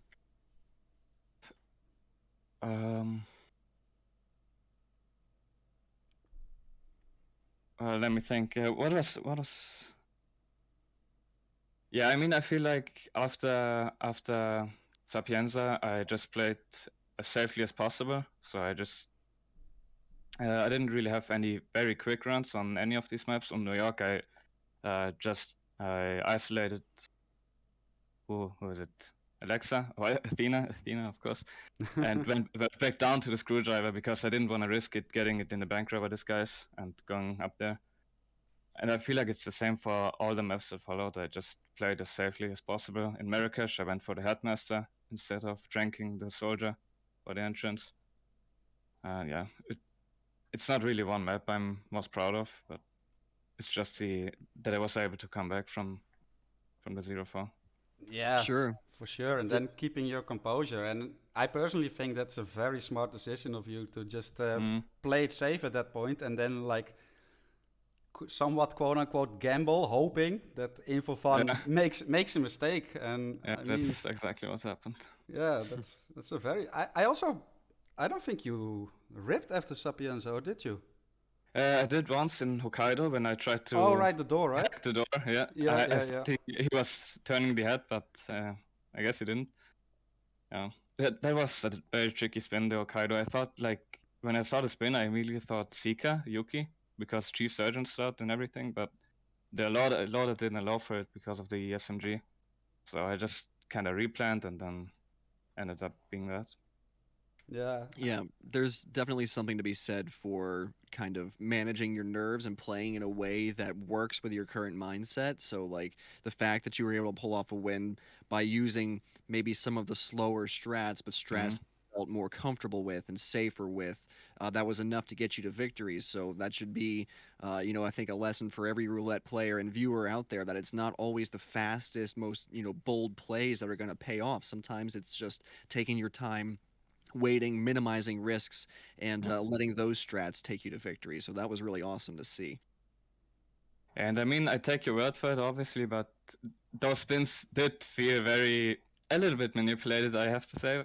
It were some 4 very brutal spins in a row, I think. I thought. I can 100% guarantee you that's not the case. Well, Yeah, we understand it might feel like that, especially when you're the one playing in a grand final, with all the extra pressure. But nah, that wasn't the case. There was one, I just see Hans mentioned it in the chat, one crucial moment that you definitely have to watch back was on Hokkaido. And I'm sure Barb and Chris and Gunther will remember, where In4fun ripped 3 meters away from the exit, from the scooter. That was actually crazy. Did he get a body found or what? Yeah, the guard, Yuki's guard, was walking back into the spa where he had just left her body, and he bumped into the guard. He tried to drop a soda can to slow him down, but he still went in there and found her when he was just like steps away from getting on the snowmobile. Yeah, I was debating because I got in the sauna as well, and I was debating on whether to hide her or not, and I decided to do it, and I thought it might cost me, but I guess it was a right decision then. Yeah, it paid off for you. I do want to ask you, because you mentioned after Sapienza you just started playing much safer strats, which seemed to pay off. Specifically on Marrakesh, because you opted to start in the consulate janitor disguise. there was a period where you had to wait for like a minute and a half or so until Klaus got to where you needed him to be. What was going through your mind during that period of time when you were just sat waiting? I was like, when I first saw the spin, I thought, yeah, I'm gonna do like Soldier Slot and Seeker, Razor, and whatever, because it was a pretty good spin for that. But then I felt like it's just a map that can give me the tournament now, and I'm just gonna play it safe, hope for a rip, and I might not get it first try with the Seeker strat because it is a little bit more complicated to do. But yeah, I ended up waiting around a lot, but it was for the best. Yeah, it worked out very, very well for you. So congratulations on that. Yeah. Yeah, amazing final, really. Like, from our point of view, nothing to complain. You guys definitely, both of you delivered. Both played great. It was a sight to behold, really. Yeah, thanks, mate. Yeah, and you should be proud of how much you've grown. Like we were both rookies at one point, and Yeah, like, we played our very first match against each other. Yeah, I remember, and I remember I think we played on Marrakesh, or I remember banning Marrakesh or something. No, we played on Marrakesh, and I lost spectacularly. So it was kind of awesome to see you win on Marrakesh, dude. Like you've just come so far, and it's just been awesome to see. So well deserved win, and new Roulette Rivals champion. So congrats, dude. Thank you very much. Any other questions or any last words from Blithe here? I mean, I can only repeat what Docker said earlier about how amazing this whole setup is of the tournament. It's not even that big of a community, but the way these tournaments are set up, it's just so great how they are organized. All the amazing casters and admins. It just everything works. It's just an honor to be a part of these tournaments. Yeah, well that's said. Always nice to hear. Yeah, big shout out to everyone involved, Mr. Mike, all the casters and admins, of course. We did get a question from chat, Blithe. Pijero is wondering where's your profile picture from that you have on Twitch? On Twitch, I have to check that. It's a guy with a hoodie. It's the same as your Discord profile picture as well. It's a guy with a hoodie. I'm assuming. Wait, is it my Twitch profile picture is a baseball player? The banner is it's like a comic from. I'm not sure which one you mean. Oh no, Pijero specified he meant the Discord profile picture. Oh, the Discord profile picture is from a TV show, and I didn't like the character. I don't like the TV show that much, but.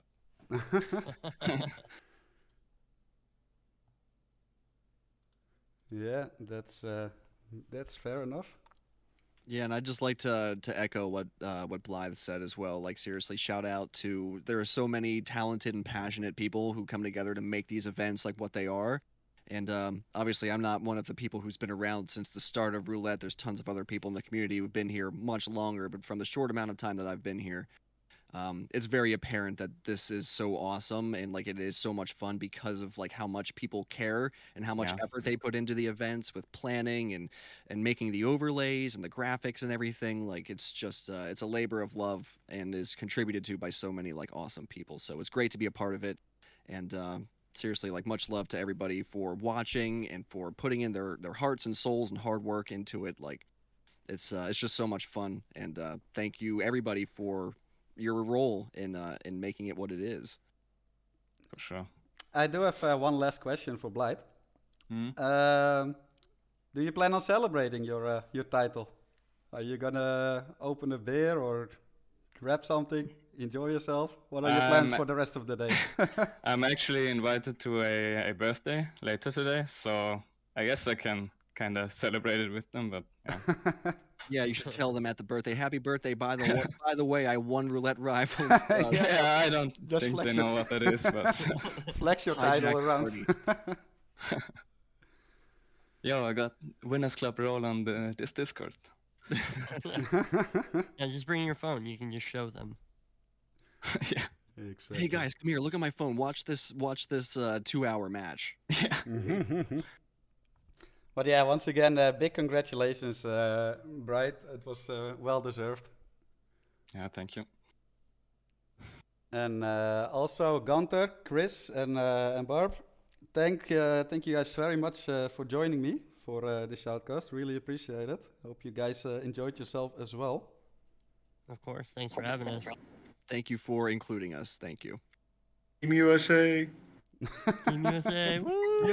Sorry, I had to do it. Oh. Yeah, no, it was great to be here. All right. Yeah, other than that, also a big shout out to In4fun, of course. Second place, which is still an incredible achievement. Other than that, to all the admins and all the casters, Adoria for adminning the console grand final, Hans for adminning the PC grand final, and of course MVP Mr. Mike for setting up everything on the technical side over at Hitmaps, providing us with the awesome overlays and everything just working flawlessly pretty much. So much love to all of them, and of course all the casters and all the players for in this tournament.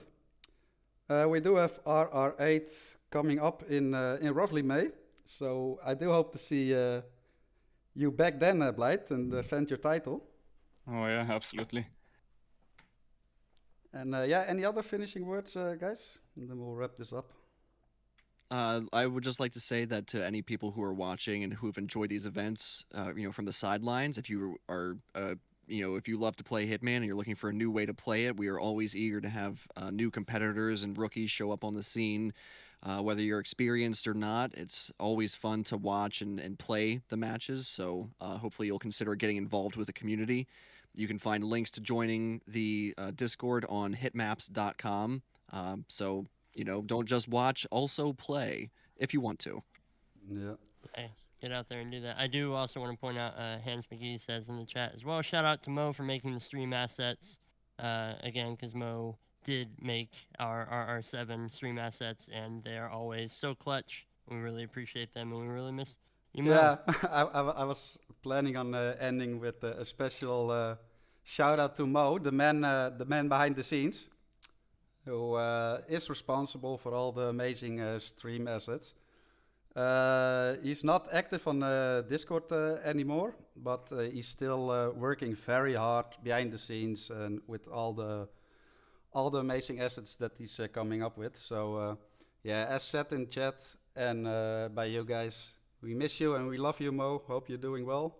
And yeah, I think we can wrap this up here, guys. What an amazing day. Amazing match. Thank you so much for letting us be a part of it. Well, you guys deserve it. You're all amazing shoutcasters. So thanks for joining me, and thanks to chat for watching. That was some great entertainment value, I hope. And yeah, I think we'll leave it